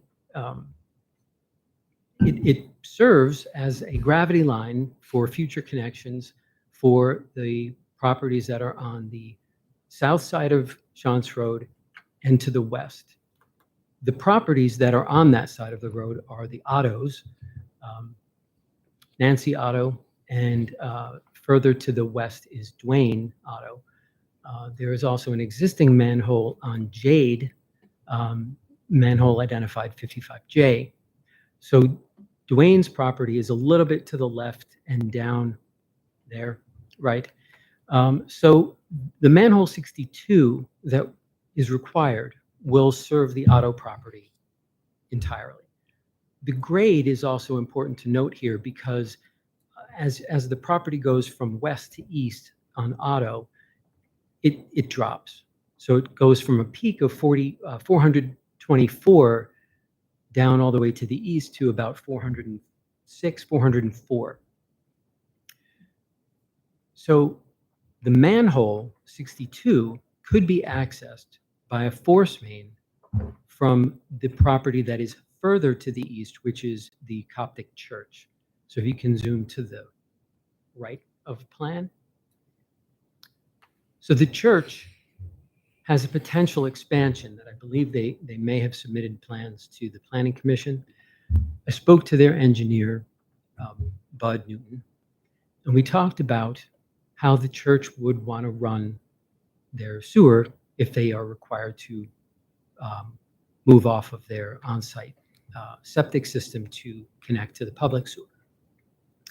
And the concept is that they would either connect to the force main that would go on the north side of the Carriage East property to where that 402 is on the plan? Yes.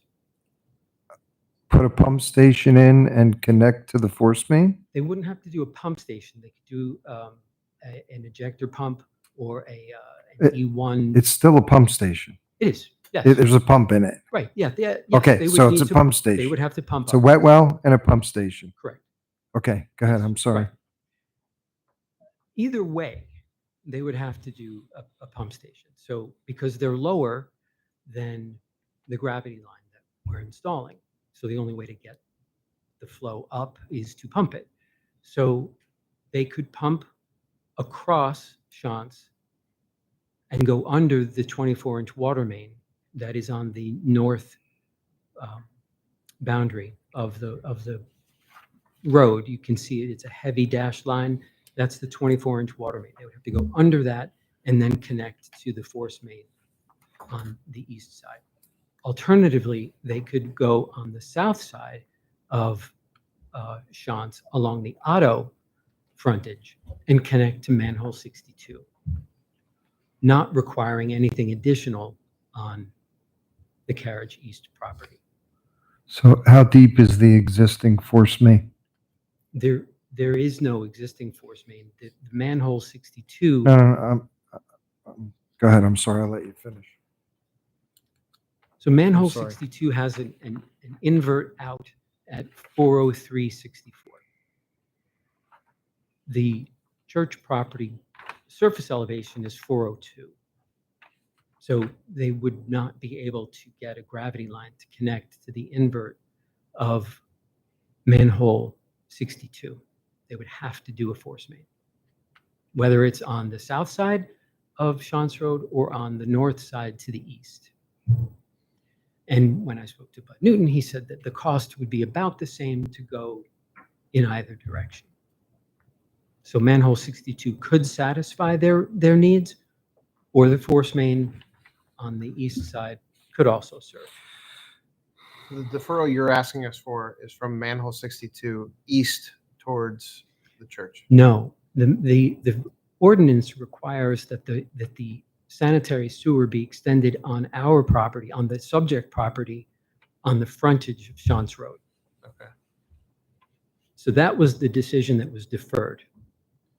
Manhole 62, in my conversations with Dave Albin and Marty Smith, the design engineer from Pence, was that 62 was designed to accommodate the western expansion so that nothing would need to be installed on the west frontage of the subject property. And theoretically, it could also serve as the solution for the east side. But at a minimum, it was designed to serve the west. Can you come up here for a second? Can I? Sure. Can you approach? So which side is 55? I can't read that small. Oh, I'm upside sorry. down. Do you want my glasses? No, thank Are you sure? Because I can't So- read too fun either. sure. I'm sorry. So this is 55 here, and it Okay. has an invert. Sorry, yeah, this is manhole. Well, you can see that 62. there. This is 62. okay. Right. It's manhole 62, and it has an invert of 403 and change. Yeah, that's Right. So 403. and then it just flows down through our extension of Circuit Court, the existing manhole. so this is flowing in this direction. It is flowing this direction. It's going Okay, down this understood. road. Right. So what we don't, you're talking about this frontage here, So, right, so this frontage, this house is already served by public sewer in Jade. So there's nothing to connect coming from this direction. Across the street is Otto, and she would Understood. connect to Do we manhole have 62. do we have the sectional view of these inverts to see what depth these lines are at? Just this one, because it's proposed, and this one, I don't know what And Jade is. This is 60. This is this. This is out here. Oh, this is out here. Okay. Right. So that's there. And again, I can't read that upside down, but I No, no, can- that's okay. Yep. So, because what I'm trying to understand, the church sits here, correct? The church is actually over Over here. here, okay. And maybe if I showed the I'm next turned around. exhibit, that might make things a little bit easier to put it into perspective. Okay. Sort of my fundamental question. You Sure. Yep. Sorry, didn't mean to. Sorry. My fundamental question is, Sorry. the request is that you put some money in a pot, and if we call the deferral, it's the money from the pot covers the deferral. Yes. Could we not just call the deferral today and solve that problem and have it built? You could. Sure. The And- thing that we didn't want is a contingent liability. Right. We didn't want to build this. It's only 10 houses. We didn't want to burden the HOA, nor do we want to come back in however long it might be So- to do that work and disturb all that. So sure, we'd rather do the work now. Okay, so why don't we, instead of phrasing two motions, why don't we just call the deferral and have it as one motion and it's done? You can certainly do that. It's implied within it's implied within the first one. If we just call the deferral, we don't even have to address the request to Well, pocket money in lieu of. Before you decide that, I just would ask, can we flip to the Lehigh County tax map? Just so that you see the overall, how the lay of the land is, because I think that might help you. It's just a different perspective. But what I'm trying to avoid, Tom, is getting into a situation where we're being asked at this point to second guess an approval that occurred 2 years ago, where the deferral was part of that approval, and that board, as constituted, said to the developer, "We think this is it's necessary. We're going to give you a break for now, but if we call it, we want it, and you're going to build it." I don't want to second guess that design plan now. I don't think that's our job to second guess the design plan. It's at this point to say either build it or don't build it now, or if we don't call the deferral today, it's someone else's problem, and that's something we're all going to deal with.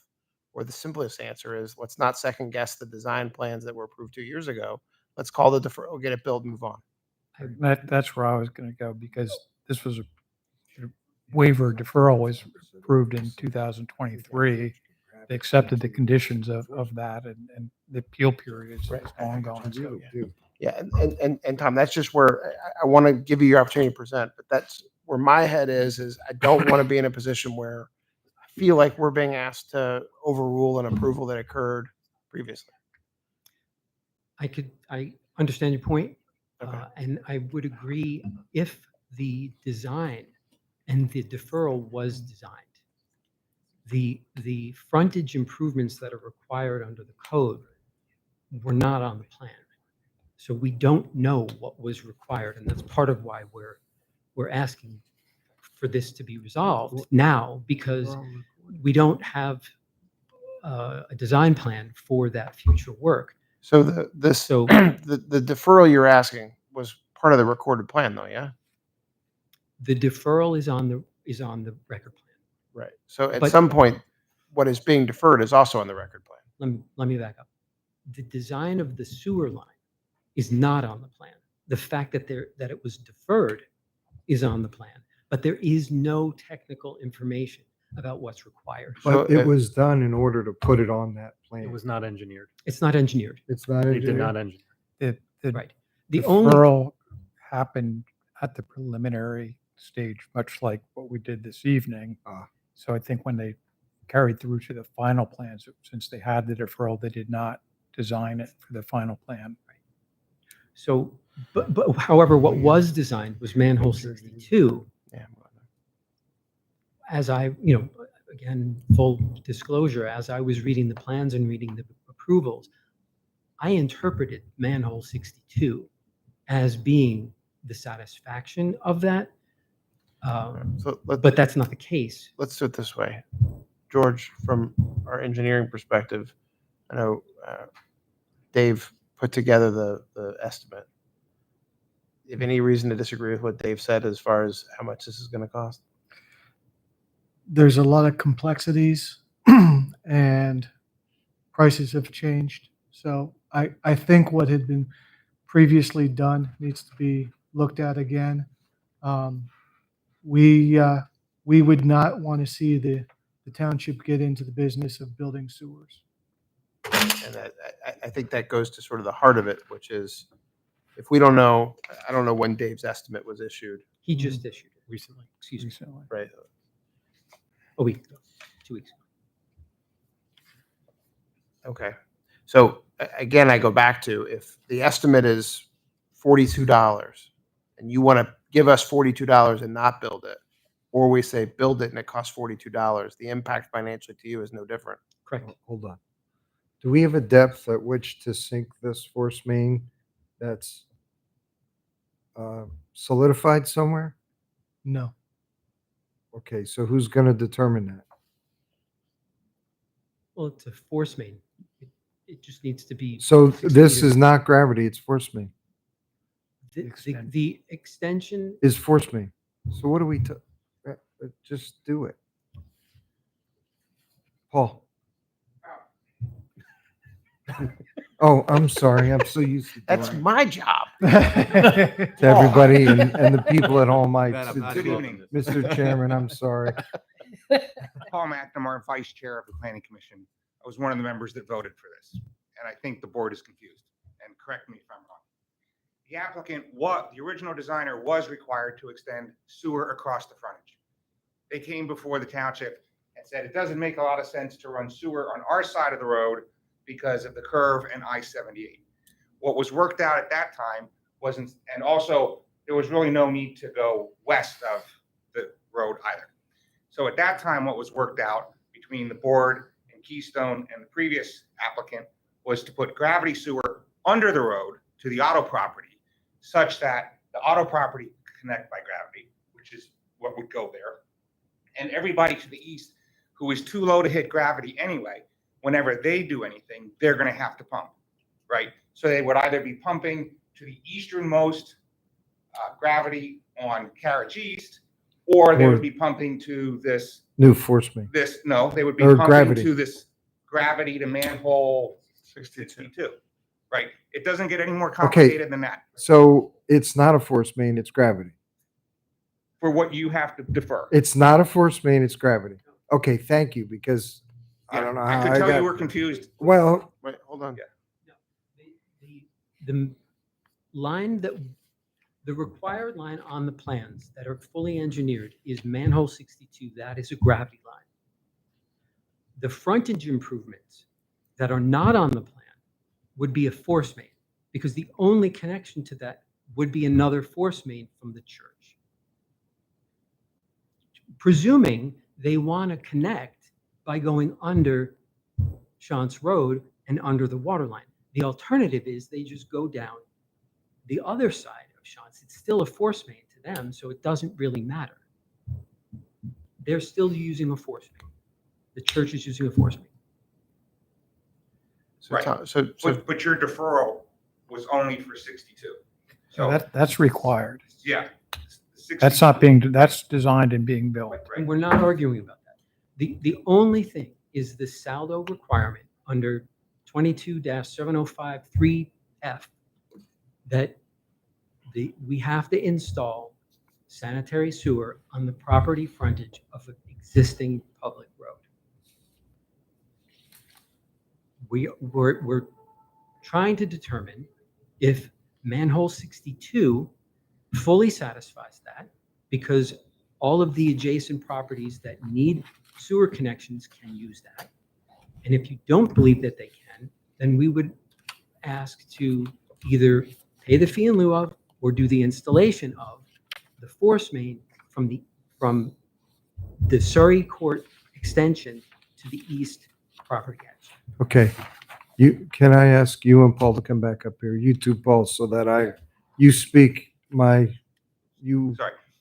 No, you understand. And my recollection of Come on up here.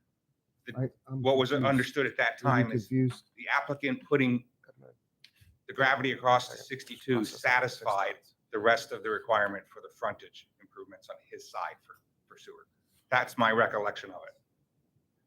Which is consistent with the record, by the way. So the deferral should have been closed out and turned into a waiver, but for whatever reason, it survived as a deferral. On that question, George or Andrew, is that sort of a true statement that the deferral should have been closed out with 62, or what are we arguing about? In fairness to HRG, they really have not been involved in this because of the transition. It's the only person I can look to for township engineer at this moment.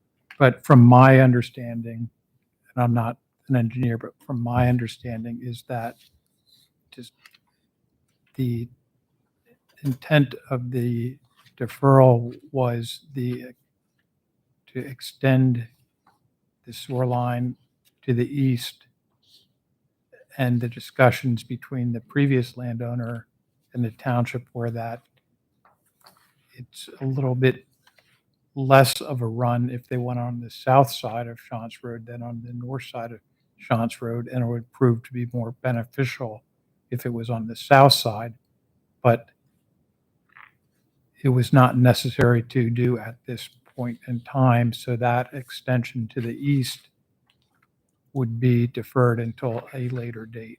The east from 62 or the east From to 62, correct. Okay, so we're really talking about an extension of the sewer line from 62 to where? To the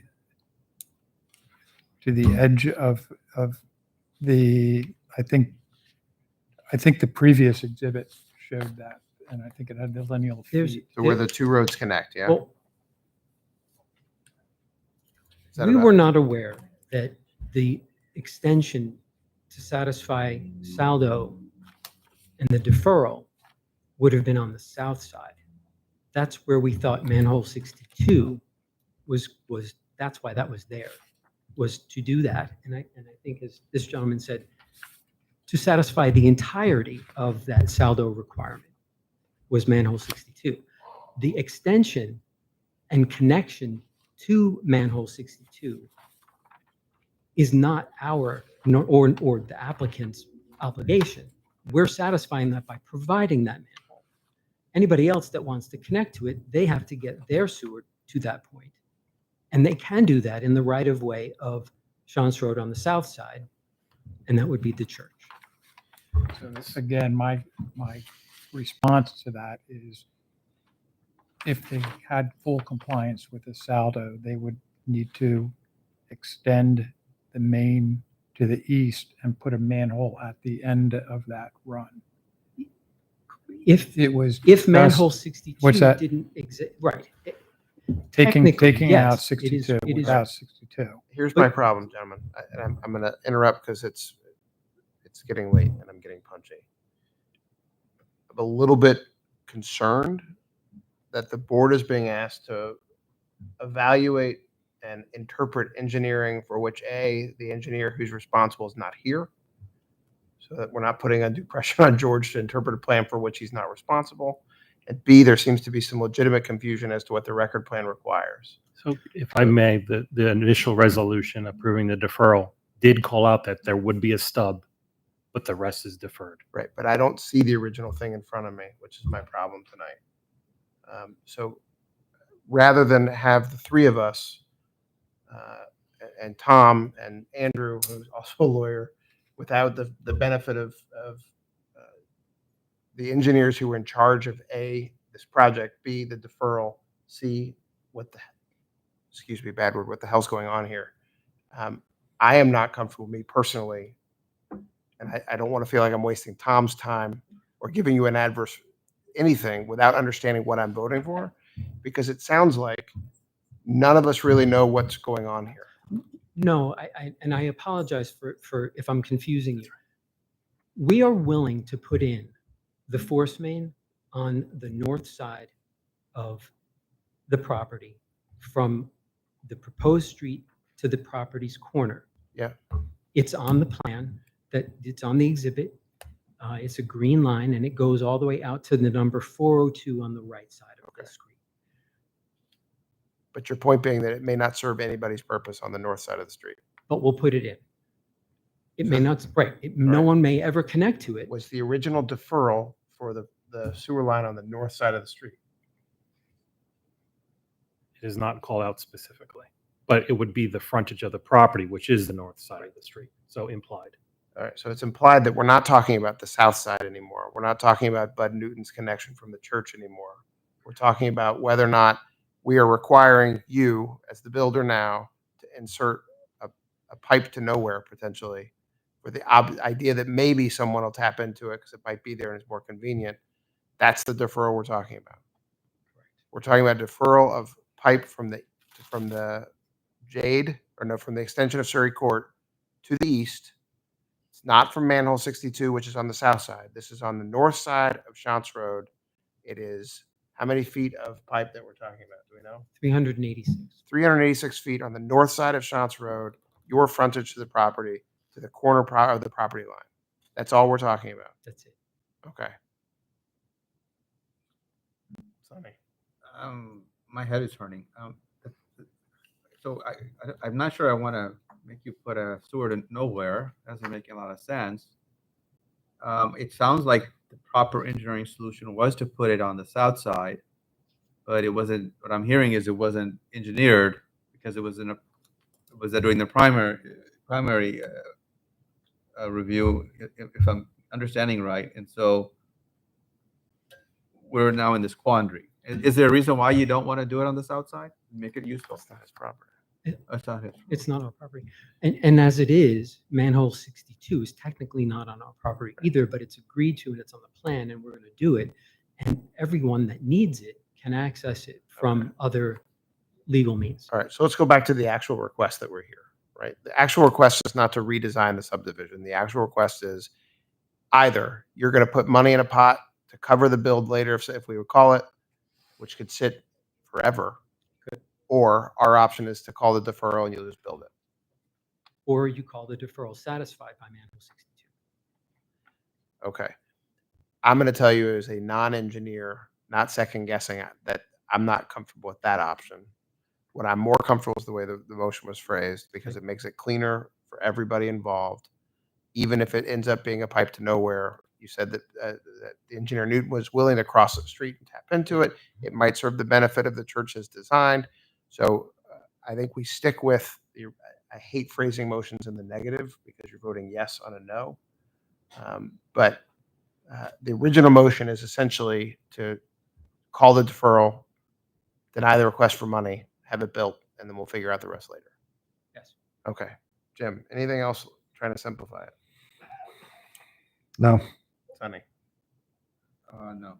anything from the audience and trying to simplify the question and get to the answer? Perfect. Seeing none, we can call the question. We're going to phrase it as one. Again, don't love it, but that's what we're going to do, because we have in the same motion we have we have a positive and negative.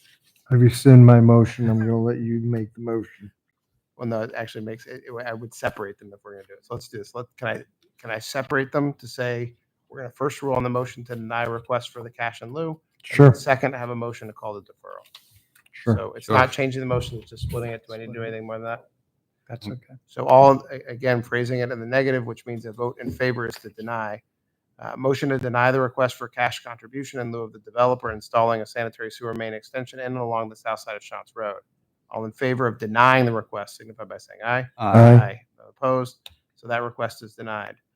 The second motion is a motion to call the deferral, requiring the developer applicant to install the improvements with the overall site improvement plan. All those in favor of that motion? Aye. Aye. Aye. All opposed. So we're going to call the deferral now, deny the motion for cash, and go from there. Okay.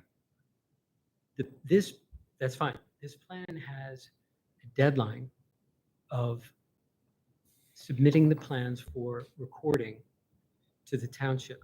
I got you. You're on my agenda for that too. Okay. So what I'm going to do, since Tom, you're patient enough to stand there with us, if I don't think I need to do anything other, just say we're going to go out of order for a moment, just out of convenience. Move Yeah, to I'm fine with that. C, motion to authorize an extension of time limitation for the recording of docket 2326 Carriagees to August 8th, 2025. I'll second that. Okay. So you were on our agenda. Okay. So that's being extended to August 8th. Yep. Before we go, let me turn my head slightly to the right and let Andrew address why we've picked that date. Okay. right now, in order for them to record the plans, or not record them, but get everything into the township for recordable forms, we need to finalize the agreements. There need to do some slight revisions to the plan, one of which is to reflect the creation of an HOA that's going to be maintaining the stormwater facilities. And everything's very close to that. I talked to your attorney today, and he said that there are being worked on. Our next meeting is August 7th. So if they're showing good progress and they hit some hiccups, they can come back in August 7th with the expiration still running. They're not in default or behind on that expiration date, and we can push it out another month. I just don't want to automatically give them another month when we're real close to getting this through. I think we Okay. can probably get this accomplished. So the purpose know. of August 8th is to keep this moving Keep our feet to the apace. fire. Yes, Yes. I was going to say keep our thumb on you, but Yes.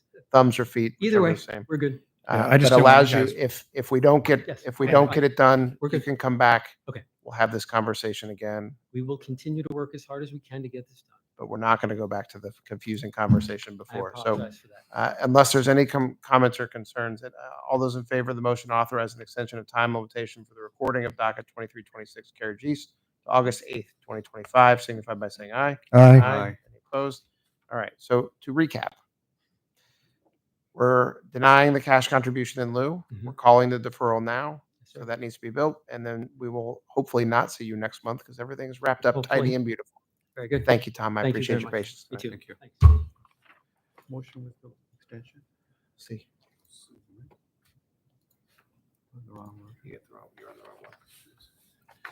We're at motion B, moving backwards. Review and comment on docket 2398 Amazon ABE Fulfillment Center site improvements, 650 Boulder Drive site plan review. Meredith.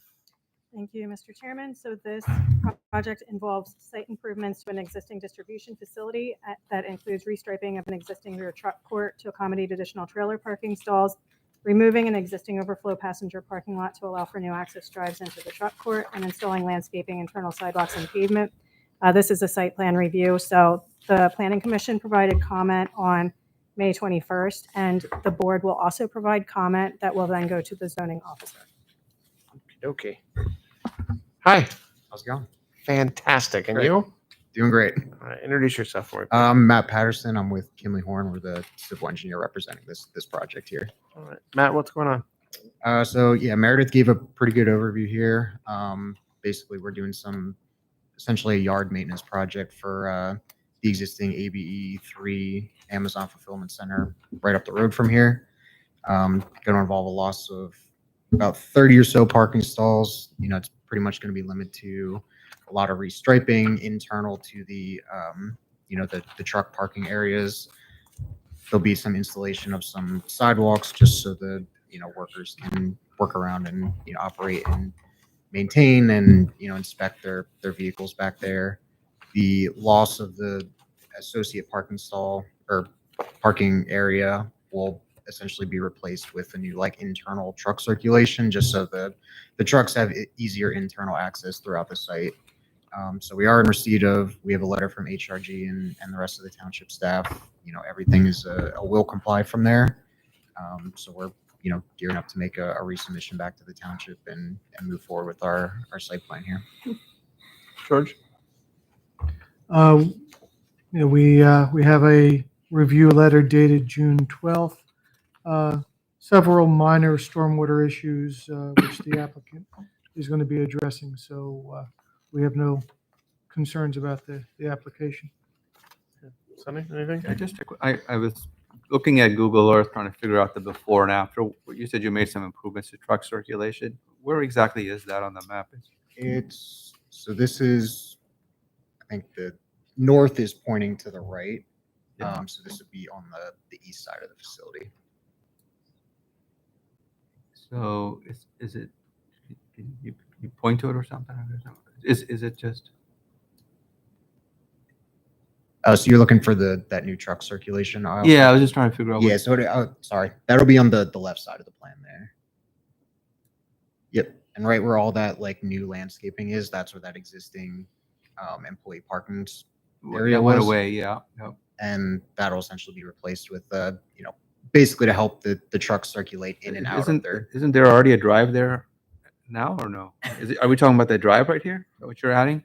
Yeah, so that you just highlighted is not new, where you can see that light gray shading. That's just a new. Oh, access. that's new. It's a new cut through from where the trailers are parking now. Oh, okay. To that. I was just trying to figure out what you were changing. So it's that light gray area. Yep, Okay, exactly. I got you. Thank you. That's the only question I had. I was trying to figure out what what the change was. Easy enough. Jim, anything? No, I'm good. Nothing from me. Engineer satisfied. I'm satisfied. I'm good. Pete, you good on this? Yes. Mike, you good on this? Very good. Thank you. Any questions or concerns from the audience? All right. Look back here. So we are. Letter B. B. Yeah. Motion. Call a question. Then I guess we'll go to vote. All those in favor of the motion to confirm that there are no additional comments regarding the site plan review for docket 2398 AB 3 expansion. The comments provided. Actually, no one made the motion, did they? No. Having a moment. I'd like to make a motion to confirm that there are no additional comments. That's why it sounds so odd regarding the site plan review for docket 2398 Amazon ABE3 expansion, and that the comments provided in the township engineer letter dated June 12th and May 30th, 2025, respectively, shall be submitted to the zoning officer. I'll second. Thank you. Assuming that there's no comment, we can move straight to a vote. All those in favor of the motion as stated, signify by saying aye. Aye. Aye. Any opposed? Thank you, Matt. Have a great Appreciate day. your time. Yep. Enjoy your weekends. We are to motion D, awarding the 2025 road maintenance projects. George. Yes, thank you. We put out the 2025 paving maintenance contracts out to bid. The lowest responsible bidder for each of the 5 contracts that were released was submitted by Asphalt Maintenance Solutions LLC. Breaking down the 5 contracts, the bituminous seal coat with type 2 slurry for $294,630.78. High performance chip seal with quick set fog seal for $208,000, $8.36. Polymer modified crack seal for $58,415.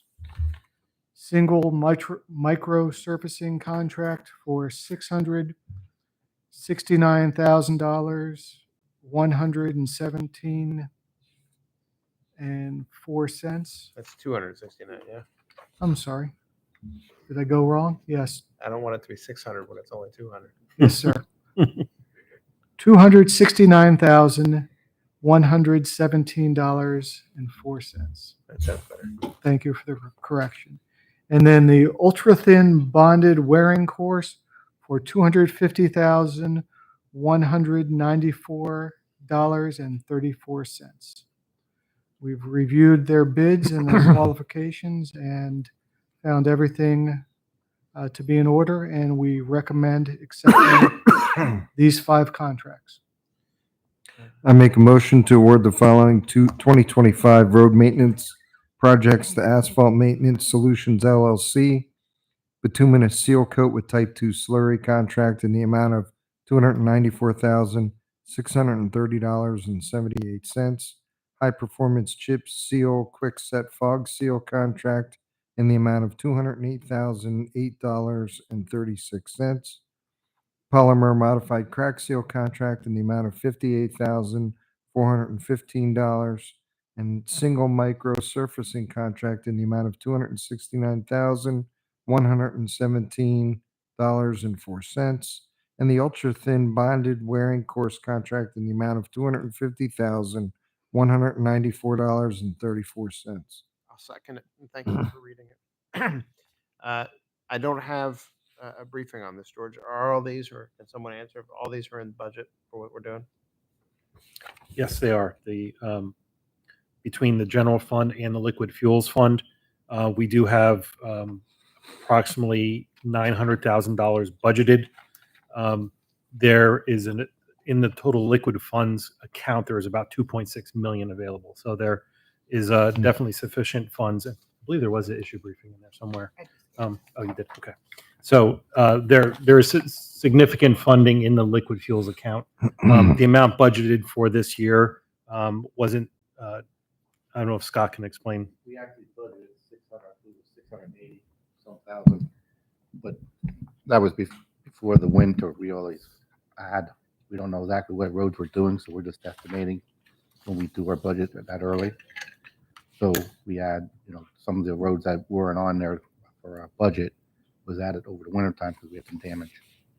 Okay. So the budget that we approved for FY25 was 680,000 roughly. It's roughly, but that's liquid fuels. It's not. It's from the liquid fuel budget, but Yes. it's part of the budget still. Yes. And what we're being asked tonight is about 1.2. No, 800 and.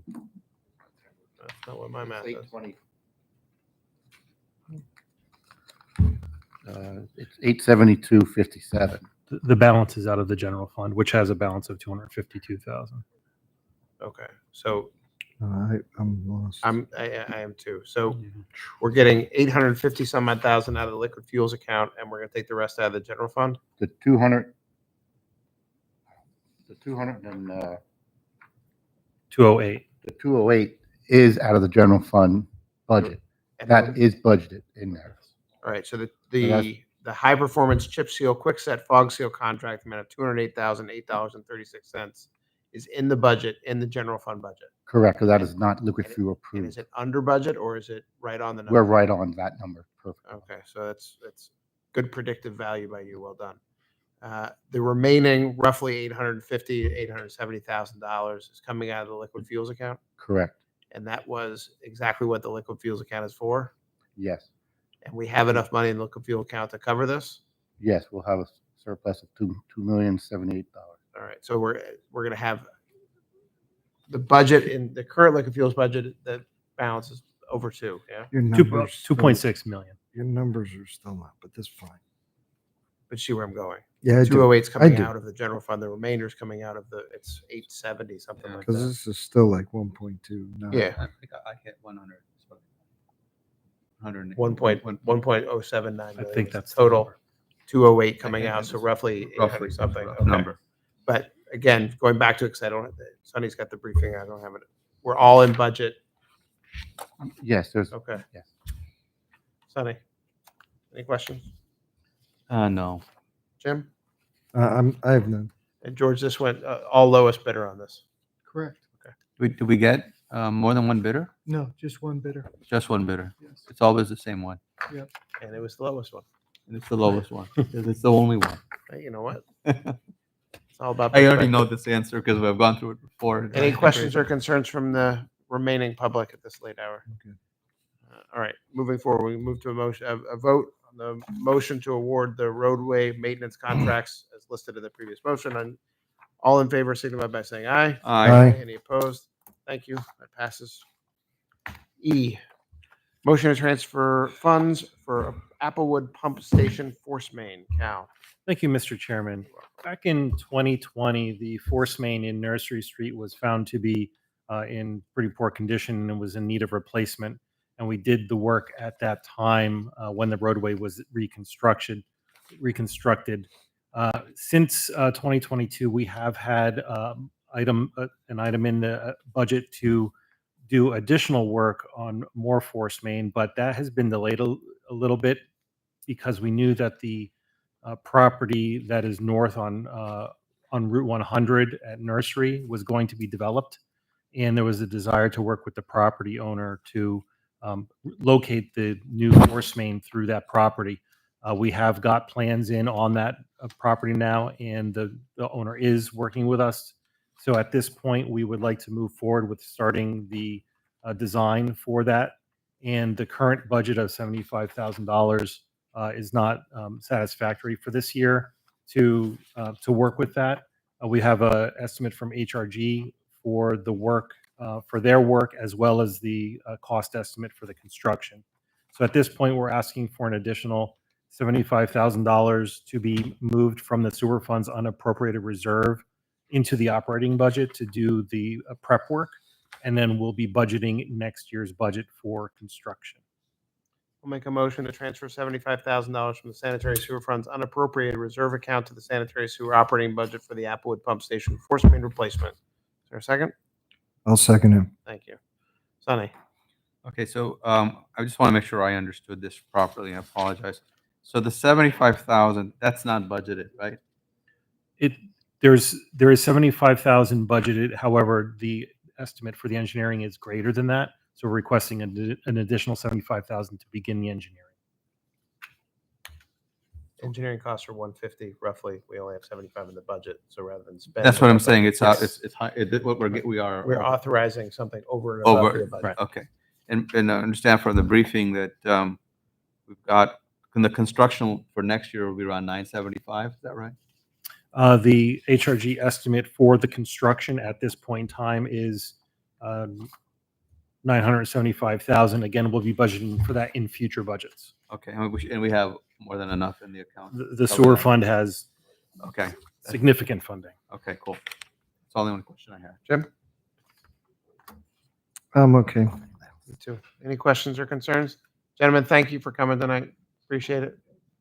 See you guys. Questions or concerns? Perfect. Seeing none, we can move to a vote. All those in favor of the motion to transfer $75,000 from the sanitary sewer funds unappropriated reserve account to the sanitary sewer operating budget for the Applewood Pump Station force main replacement, signify by saying aye. Aye. Any opposed? That passes. Thank you. Thank you. F, authorizing the township manager to sign an agreement with Paylocity. That's fantastic for payroll services. Bruce? Thank you, Mr. Chairman, for the last time. But it means you're not going to thank me next time, Bruce? That's me. Pardon me? Nothing. Go ahead. Well, when you contract with a payroll service, you expect them to be able to do all your payroll services for you. Unfortunately, the one that we currently have, we've had some issues over the past couple of years, and we found one that we're going to switch to. We've checked all the different municipalities out in the local area that use Paylocity. They're very happy with them. So we're asking that you approve this motion authorizing Bob to sign the contract with Paylocity. Basically, their fee is a little less than what we're currently paying. Even if it was more, we would still ask you to pass the motion because, again, we're not getting the services that we need right now.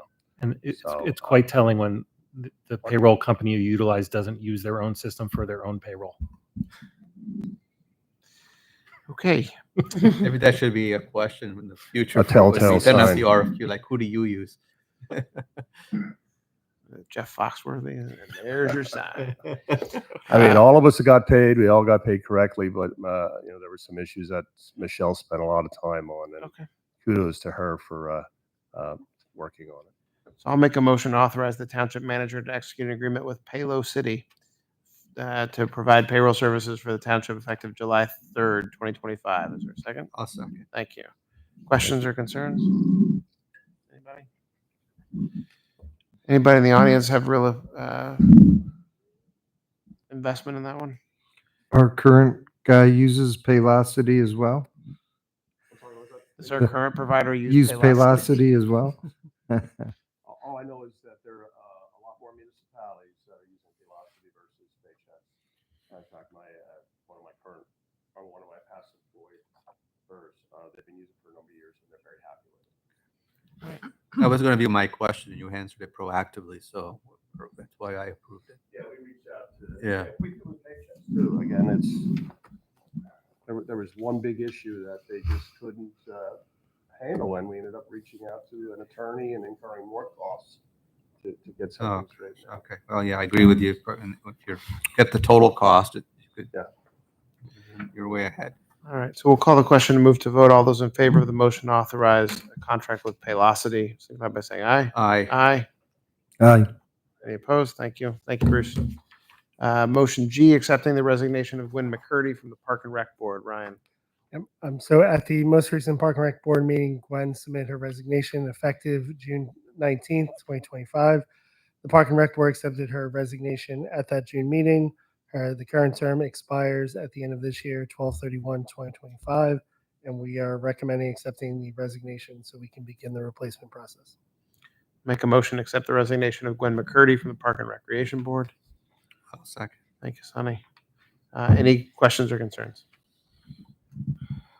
No, I'm good. Any questions or concerns from the audience? Seeing none, we can move to vote. All those in favor of the motion to accept the resignation of Gwen McCurdy, signify by saying aye. Aye. That passes. Thank you, Ryan. Motion H, authorizing the sale of township equipment. Pete and/or Scott and/or both. You want to go first? Thank you. Talkative people in the group. Here we go. Thank you, Mr. Chairman. We've had the current 1999 American LaFrance mid-mount aerial with two different brokers for over a year now. We've had no offers made to the broker. We were able to do our own word of mouth to try and sell the truck. So we are not going through a broker. It's direct with the city of Loris, South Carolina. They have offered a price of $33,000 contingent that it passes aerial testing next Wednesday, and the chief will fly up here to just do a visual on it and take it home if it's to their liking. So they're going to come here and do the test before they take it off? Yes, sir. Off with it, okay. I'll make a motion to approve the sale of the 1999 American LaFrance mid-mount aerial truck at a purchase price of $33,000 to the city of Loris, South Carolina. I'll second. Thank you. Is it going to pass the test? Good enough for me. You feel that the purchase price is reasonable? No, but what are you going to do? It's either that or scrap. Correct. That's where we are, huh? We did get a scrap price as well. So we're making out very well. Okay. Oh, brother. Okay. All right. Questions or concerns? Seeing none, all those in favor of the motion to sell the 1999 American LaFrance mid-mount aerial truck for $33,000, signify by saying aye. Aye. Aye. Congratulations. That passes. Scott. Thank you, Mr. Chairman. We placed a set of skid steer tracks, and we put the used ones up for sale, and we had one bid from the Grimm's Greenhouse at $50. So I ask for approval to sell those. I'll make a motion to approve the sale of the skid steers tracks to Grimm's Greenhouse for a price of $50. I'll second it. Thank you. Sorry, I don't know what a skid steer track is. What is that anyway? Tracks on Little a skid bucket, steer. front end loader. The little the front end tracks. loaders. Oh, okay. All right. Thank you. All right. Any questions about the $50 sale? At Still have to nine- ask. At 9:08, $50 sale. I'm not going to ask anymore. All those in favor of the motion to approve the sale of the skid steer tracks to Grimm's Greenhouse for $50. Aye. Everybody's like, aye. Aye. Aye. That passes. Thank you, Scott. But we're going to go right back to you to reject some bids. Motion I, rejecting the bids for township vehicles. Thank you, Mr. Chairman. Yeah, we also put up for bid a 2010 Ford Expedition and a 2014 Ford F-550 dump trucks. Those did not meet the minimum bid price. So that's going to reject those prices of trucks. I'll make a motion to reject the bids for the following: the 2010 Ford Expedition from Joe Sandaher in the amount of $2,367, and the 2014 Ford F-550 from F-550 from Joe Sandaher in the amount of $10,007. I'll second those motions. What's the minimum price that we're looking for?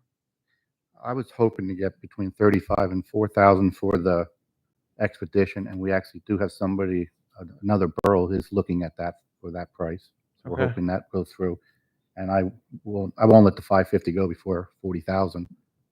So we believe we're going to keep that, because next year I was going to put in a budget for replacing one of our older trucks.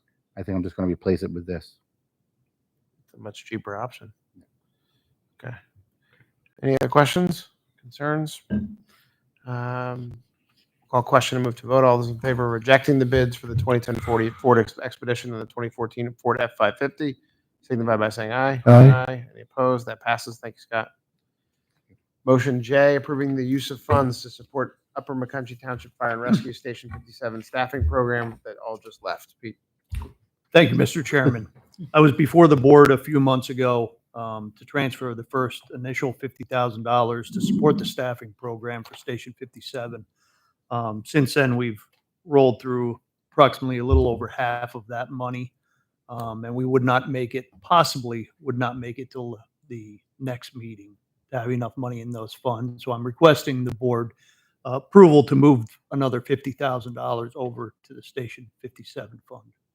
I'll make a motion to approve the use of the recruitment and retention funds to support Upper McCountry Township Fire and Rescue Station 57 staffing program at $50,000. I'll second that. Thank you. Pete, this is the second 50 that we've put over? Yes, sir. Well within the budget? Yes, sir. Program's doing well? Yes, sir. What else can I get from a yes, sir? How are we doing on weekend coverage? Weekend coverage is still sporadic. One thing that we've changed, and it was sort of a bad weekend to make the change because it's the 4th of July holiday. But moving forward for weekends, we're trying, instead of doing 12-hour shifts, we moved to 6-hour increments versus 12, hoping that appeals better to families, less time away from home on a weekend. And we also upped the stipend rate for a 6-hour shift at $65 versus if you'd split the current, it would be $50. So But those 6-hour shifts are just weekend shifts, not a normal day shift. that is correct, just Right. weekend shifts. So It's to encourage more weekend participation. So the Monday 6 a.m. to Friday 6 p.m. is still 12-hour shifting. Yes, sir. Okay. Pete, this is just purely just for support staffing. Is that it? That is correct. Yeah, okay. Any other questions? If I may just clarify, there are a few other things, such as we just replaced a spigot. There's some other ancillary items that we pay for.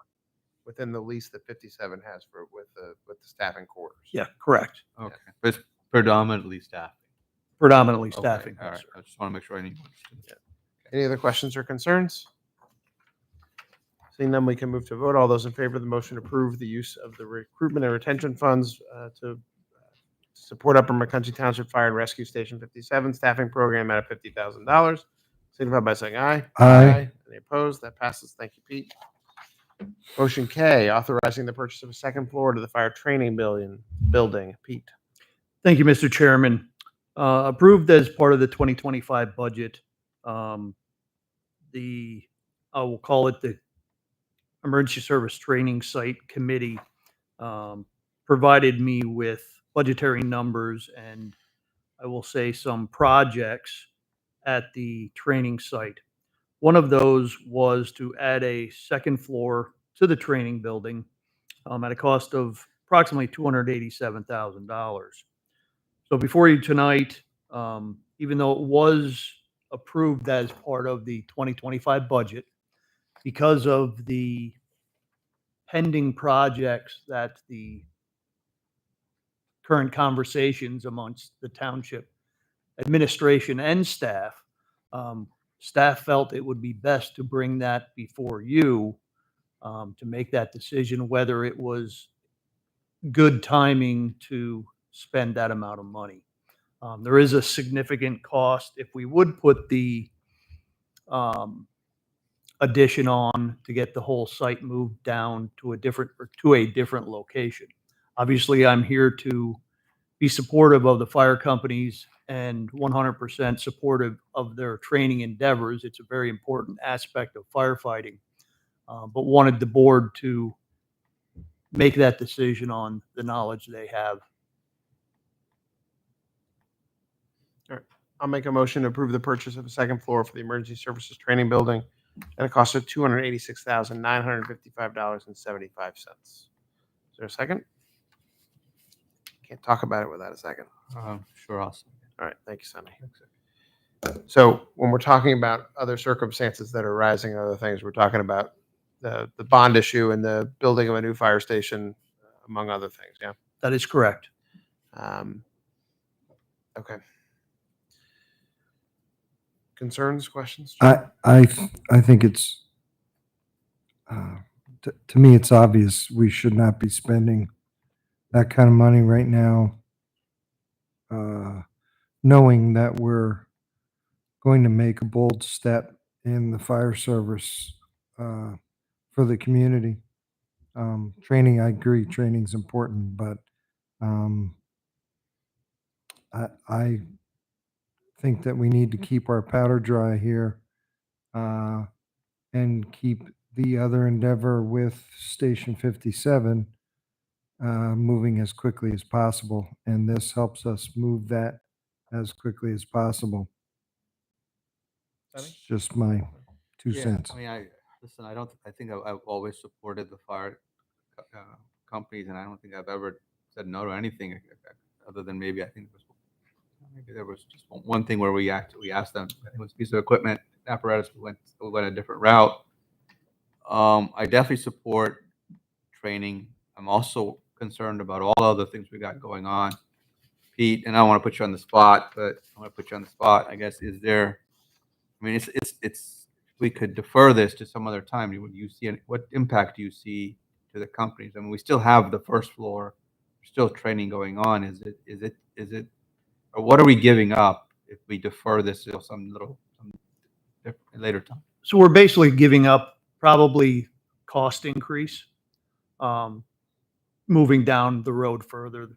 The other thing is, that there is other training opportunities, there are other training facilities to be utilized.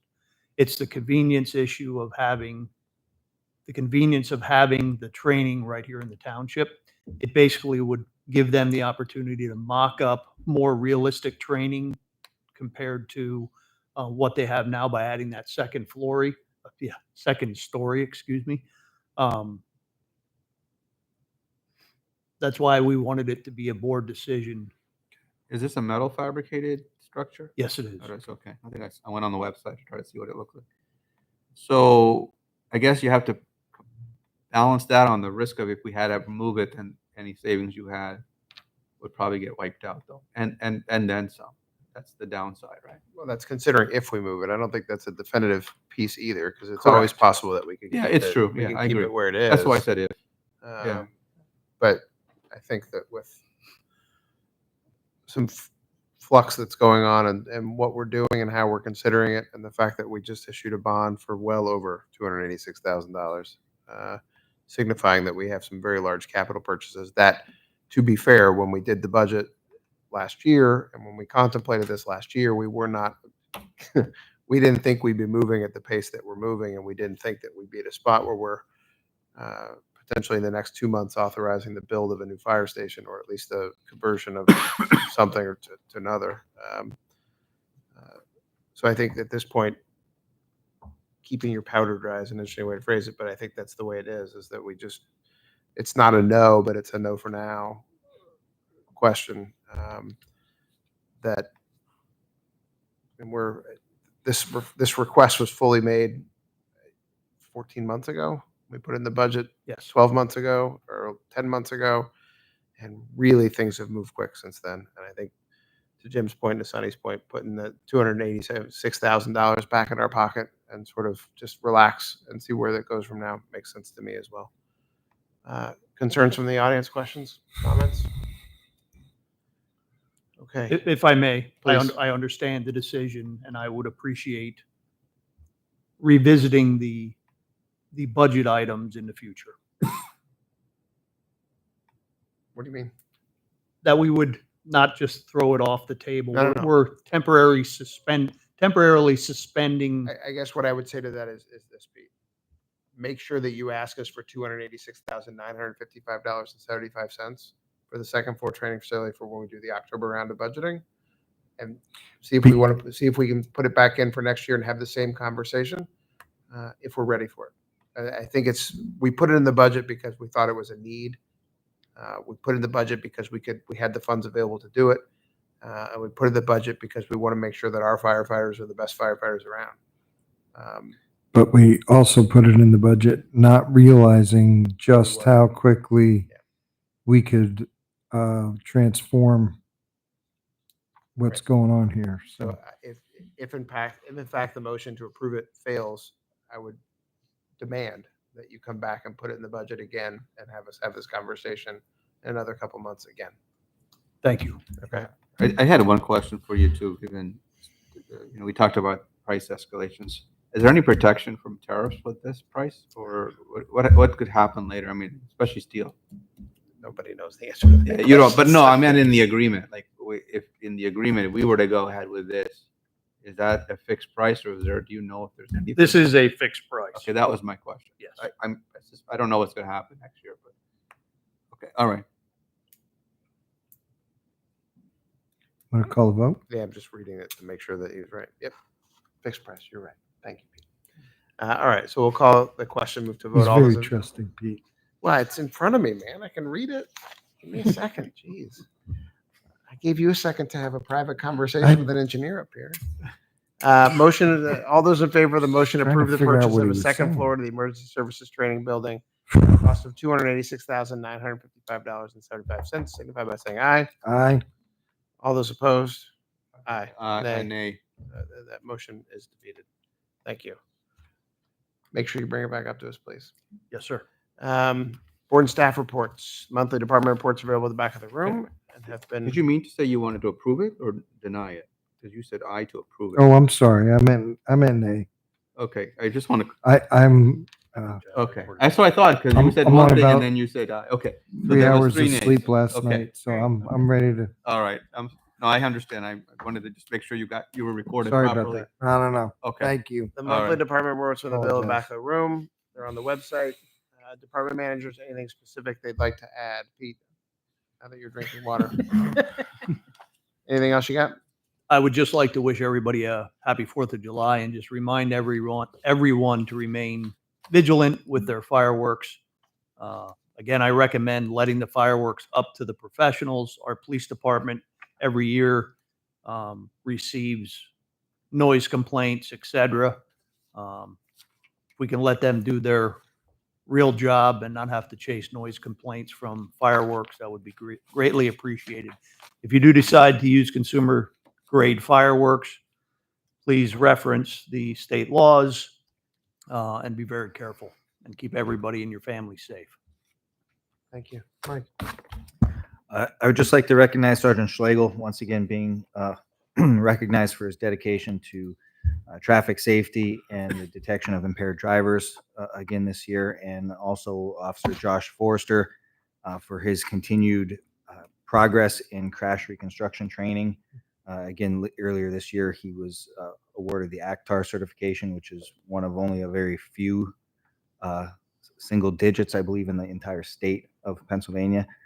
They were both recognized for that earlier this week at Station 25. We also had the annual water balloon fight, which now that I think of it, I think I mentioned it it was on the day of last month. Okay, Yep. Scratch that. I'm good. Happy 4th of July. Keep the fireworks to the pros and don't drive around intoxicated or impaired, and have a safe and happy holiday. And I think it's official yet. National Night Out is August 5th. August 5th, we're gearing up for that. We're looking forward to that as well. Let's start hoping for some good weather this year. We can Good avoid luck. any cancellations or delays, postponements. It's looking forward to it as we do every year. And we appreciate, as always, appreciate the work that you and your staff does, keeping us safe. Pete, you as well. Thank you. Jazz. Thank you, Mr. Chairman. I do have a couple of things. We had 2 executive sessions. One was held June 19th and the other was held July 3rd. June 19th at 2 p.m. and the other was July 3rd at 4:45. Both of them, the topics was legal matters. I also have just a little update. We currently have 10,444 subscribers. With that, we've seen an increase of 83 subscribers in the month of June, and all of those emails and blasts that are going out, we are continuing to actually rise now. We are at an 89.5% engagement rate. 33 bulletins were sent out, so our staff is constantly updating with the latest information. We're on Facebook, Instagram, uppermac.org. We also have the UMT Connect app as well, where you can actually have we have Q&As on there. We also have service requests on there. I encourage everyone to use it, download it. We are more than happy to help you out with that. And with that, speaking on what Pete said, there was also a blast put out with firework information and safety with fireworks that was put out on Facebook and as well as our uppermac.org page. So any information, you can always get that on there. Our staff is working hard to make sure that everyone in the township and the surrounding municipalities is well informed of what's going on in our township. Jazz, the communication efforts that you and your team are putting out there are phenomenal, and don't for a second think that everyone here doesn't recognize the work that you're doing and that the improvement and growth of our communication program is not seen. So thank you for everything you're doing to make sure that we're communicating with our residents every day. Keep up the good work. Cal. Team effort. Thank you, Mr. Chairman.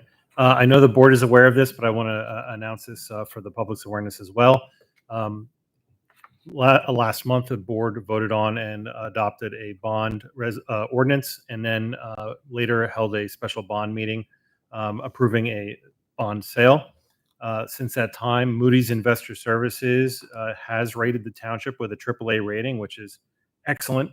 And a bond sale did occur on June 26th. And as a result of that excellent rating and other factors, there was a very high interest from investors. The $25 million bond was sold at a premium, which resulted in $26.49 million in the bank after expenses, but will only pay debt service on the $25 million. So the additional approximately $1.5 million is at no interest. The interest rate for the debt is at 4.02%, and the funds are going to be deposited in an account currently accruing 4.4%. So we'll make more money on the interest as of now than what the debt service is.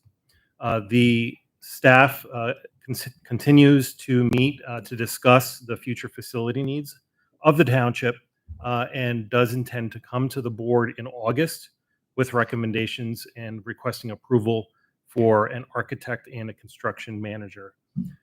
So we're definitely moving forward, as the conversation was a little earlier this evening, all full steam ahead on making plans for the future. And the other item I'd like to touch on is the transition from Keystone Consulting to HRG. As everybody knows, in January, we did make that switch. And at that point in time, Bob Ibach did mention that the transition would take approximately 6 to 9 months. And I want to say that it is going very smoothly, thanks to George and his entire team. Basically, the project transition is about 80% complete. And we do anticipate completing the transition in full in that 9-month period of time. Most of the outstanding projects are developer-related items that Keystone is still finishing up, getting to a maintenance period, et cetera. And then the sewer transition will occur sometime after the submission of the Regional Act 537 plan, which I believe is also expected a little bit later this year. So very smooth on that front. And thanks again to George. Thank you. Thank you, Cal. Meredith? Sure, thank you. We had our second zoning workshop a few hours ago, and the third, it was wonderful. When was that? The third one is going to be on August 7th, and again, we're going to cover the off-street parking and loading, and we're going to have 6 of the mixed-use districts. And I just wanted to note that I do send out an email about a week before the meetings to anyone who's interested in receiving the email. So I have an interested parties list. If anybody wants to be on it, they can just send me an email to get on that list so that they can get the direct materials from me. Thank you, Meredith. Andrew? Nothing of great significance, but I would like to say that the township did acquire a property on Citroni Road, which is contiguous with the park. So that occurred after last month's meeting. So I just want to bring the board up to date on that. So there is an addition to the park. Other than that, just wish everyone a happy and safe 4th of July. Thank you, sir. George? As Cal said, the transition is going very well. We're currently working on several standalone projects, including the Green Light Go project for Tillman and Hamilton, GIS coordination for the township. We're looking at the VSAP for implementation, and the sanitary sewer manhole maintenance and rehabilitation. So keeping us busy, and we're loving it. Excellent. Scott? Shocking. Bruce, how long you been with this township? 10 years 10 years. And that ends when, young man? on Monday. Bruce, on behalf of a happy and grateful board, and on behalf of the staff, thank you very much. More appreciation than we can offer for the 10 years that you've given to this township, for your long and distinguished career in municipal services. Thank you, thank you, thank you. We have done well in your stead and with your guidance, and we couldn't be possibly as good as we have been without you. So I wanted to make sure before I ask you if you have a report to thank you on behalf of Sonny and Jim, on behalf of the staff, for everything you've done for us. Congratulations. Best wishes on what's ever next for you. What do you got from the finance department? Cal stole my story, I guess, on the bonds. I'd just like to just add that, we were very well received in the market, obviously. They had, we're looking to sell 25 million. They had over 55 million in offers, which of course we were sold at a premium. And there's a lot of times where your bonds don't sell and the underwriters buy them. They didn't buy a single bond. So they were very happy with it as well. That's attributable to the staff here that we got the AAA rating. We got the best bang for the buck in the market. And I feel like I'm going out at a good time. I think you guys are really moving forward, and I'm going to be in the area. I will be moving down to near Loris, South Carolina, Myrtle Beach. So if you sell a truck and it needs to be driven down, Pete, I'll drive it down. So again, What an offer. Thank you for all the support from all of you, the residents as well. We're down to a few here, but it's been a lot of fun, and 45 plus years of municipal and nonprofit finance and accounting. It's time to cut back. I will be working part-time as a consultant with some other friends that have a firm working in municipal government here in the valley. And with all the technology we have, I will probably be able to continue my work when I move to South Carolina. But I'll stop in sometimes. Maybe I'll come in for a meeting once in a while. So thank you very much. Thank you, Bruce. Thank you. Ryan, got to follow that. Good luck. It's going to be tough to follow. Since the last meeting, we did have one of our Movie in the Park series, our second one of the summer, over at Ricky Park.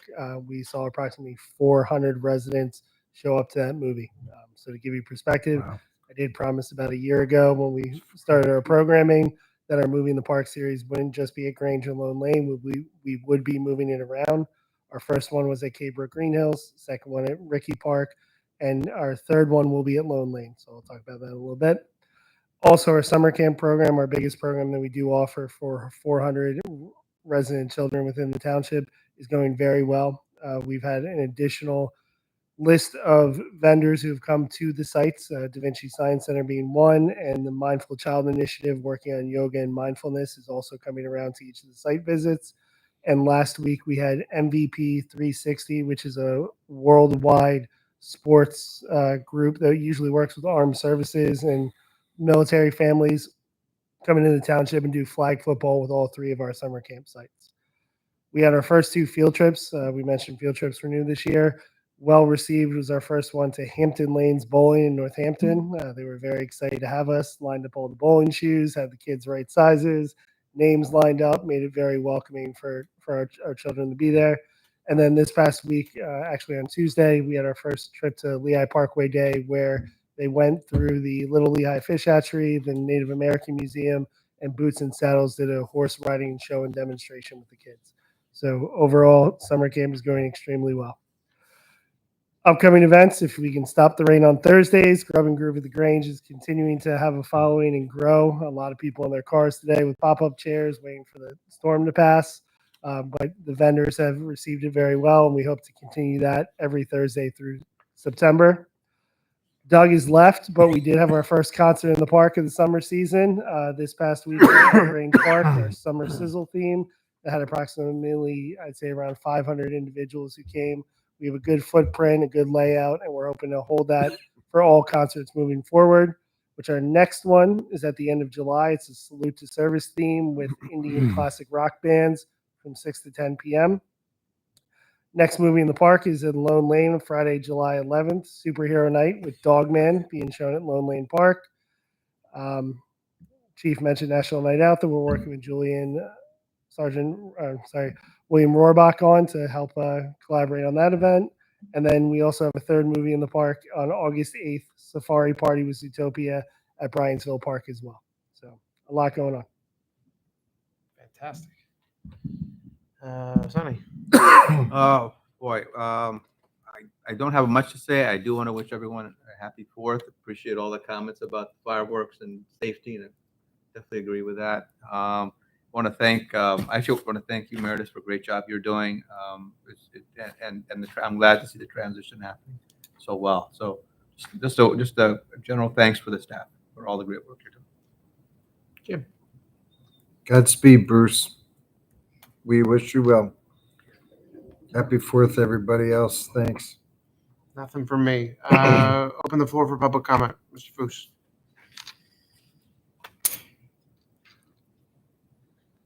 Good evening again, Mr. Chairman and members of the Board of Supervisors. As you know, I'm Patrick H. Foose. I'm here to say what many residents are already thinking. The railroad crossing at Repsville Road is a ticking time bomb, and this board needs to act now, not after someone dies. On June 19th, the tractor trailer was struck by a Norfolk Southern train. By sheer luck, no one was killed. But let's be honest, next time we may not be so lucky. The crossing is outdated, dangerous, and totally unacceptable in 2025. No gates, poor visibility, inadequate warning systems. This isn't just an inconvenience. It's a liability, and it's putting lives at risk every single day. We don't need another decade of delays. We need leadership, and we need it now. I'm calling on this board to take immediate action. Order a formal safety audit of the crossing within 30 days. Work with Norfolk Southern and PennDOT to install proper safety features, gates, lights, signage. Include funding for these improvements in the next budget, no excuses. Pass a resolution tonight to make this crossing a top safety priority, not 10 years from now, but now. Let me be clear. If this board fails to act and a tragedy occurs, the responsibility will rest right here in this room. The people of Upper McCundry are watching. The media is watching, and we will remember who stood up to protect this community and who looked the other way. Thank you. Thank you. George, I saw you taking notes on that. Something we can look at? We'll see what we can do. Okay. To Mr. Foose's point, we probably should be checking in on that maybe. Just mention it as an item within your report next month if we have some way to go on that. I don't know. As I sit here, I don't know how many people we have to talk to about getting those things done. But if you can let us know the process on that, that would be great. We'll do our homework. Thank you. So just some matter of background that you have on that. There, I believe it is on the tip. It has been identified. There was an extensive report that the police did years ago, it's there somewhere. So some of that work's already been done. But we should take we Yeah, should we can take a attention. look, but it's not that it wasn't. It's being ignored. Well, it's not, I don't think it's our road. That's Yeah, that's we the got a question. point. Yep. We did what we did do the analysis. Thank you, Mr. Foose. Any other comments? All right, seeing none, I will entertain a motion to adjourn. I'll make that motion. Motion's been made. I'll second. All those in favor of adjourning tonight, signify by saying aye. Aye. Aye. Any opposed? We are adjourned at 9:39. Okay. So, Mr. Foose, you do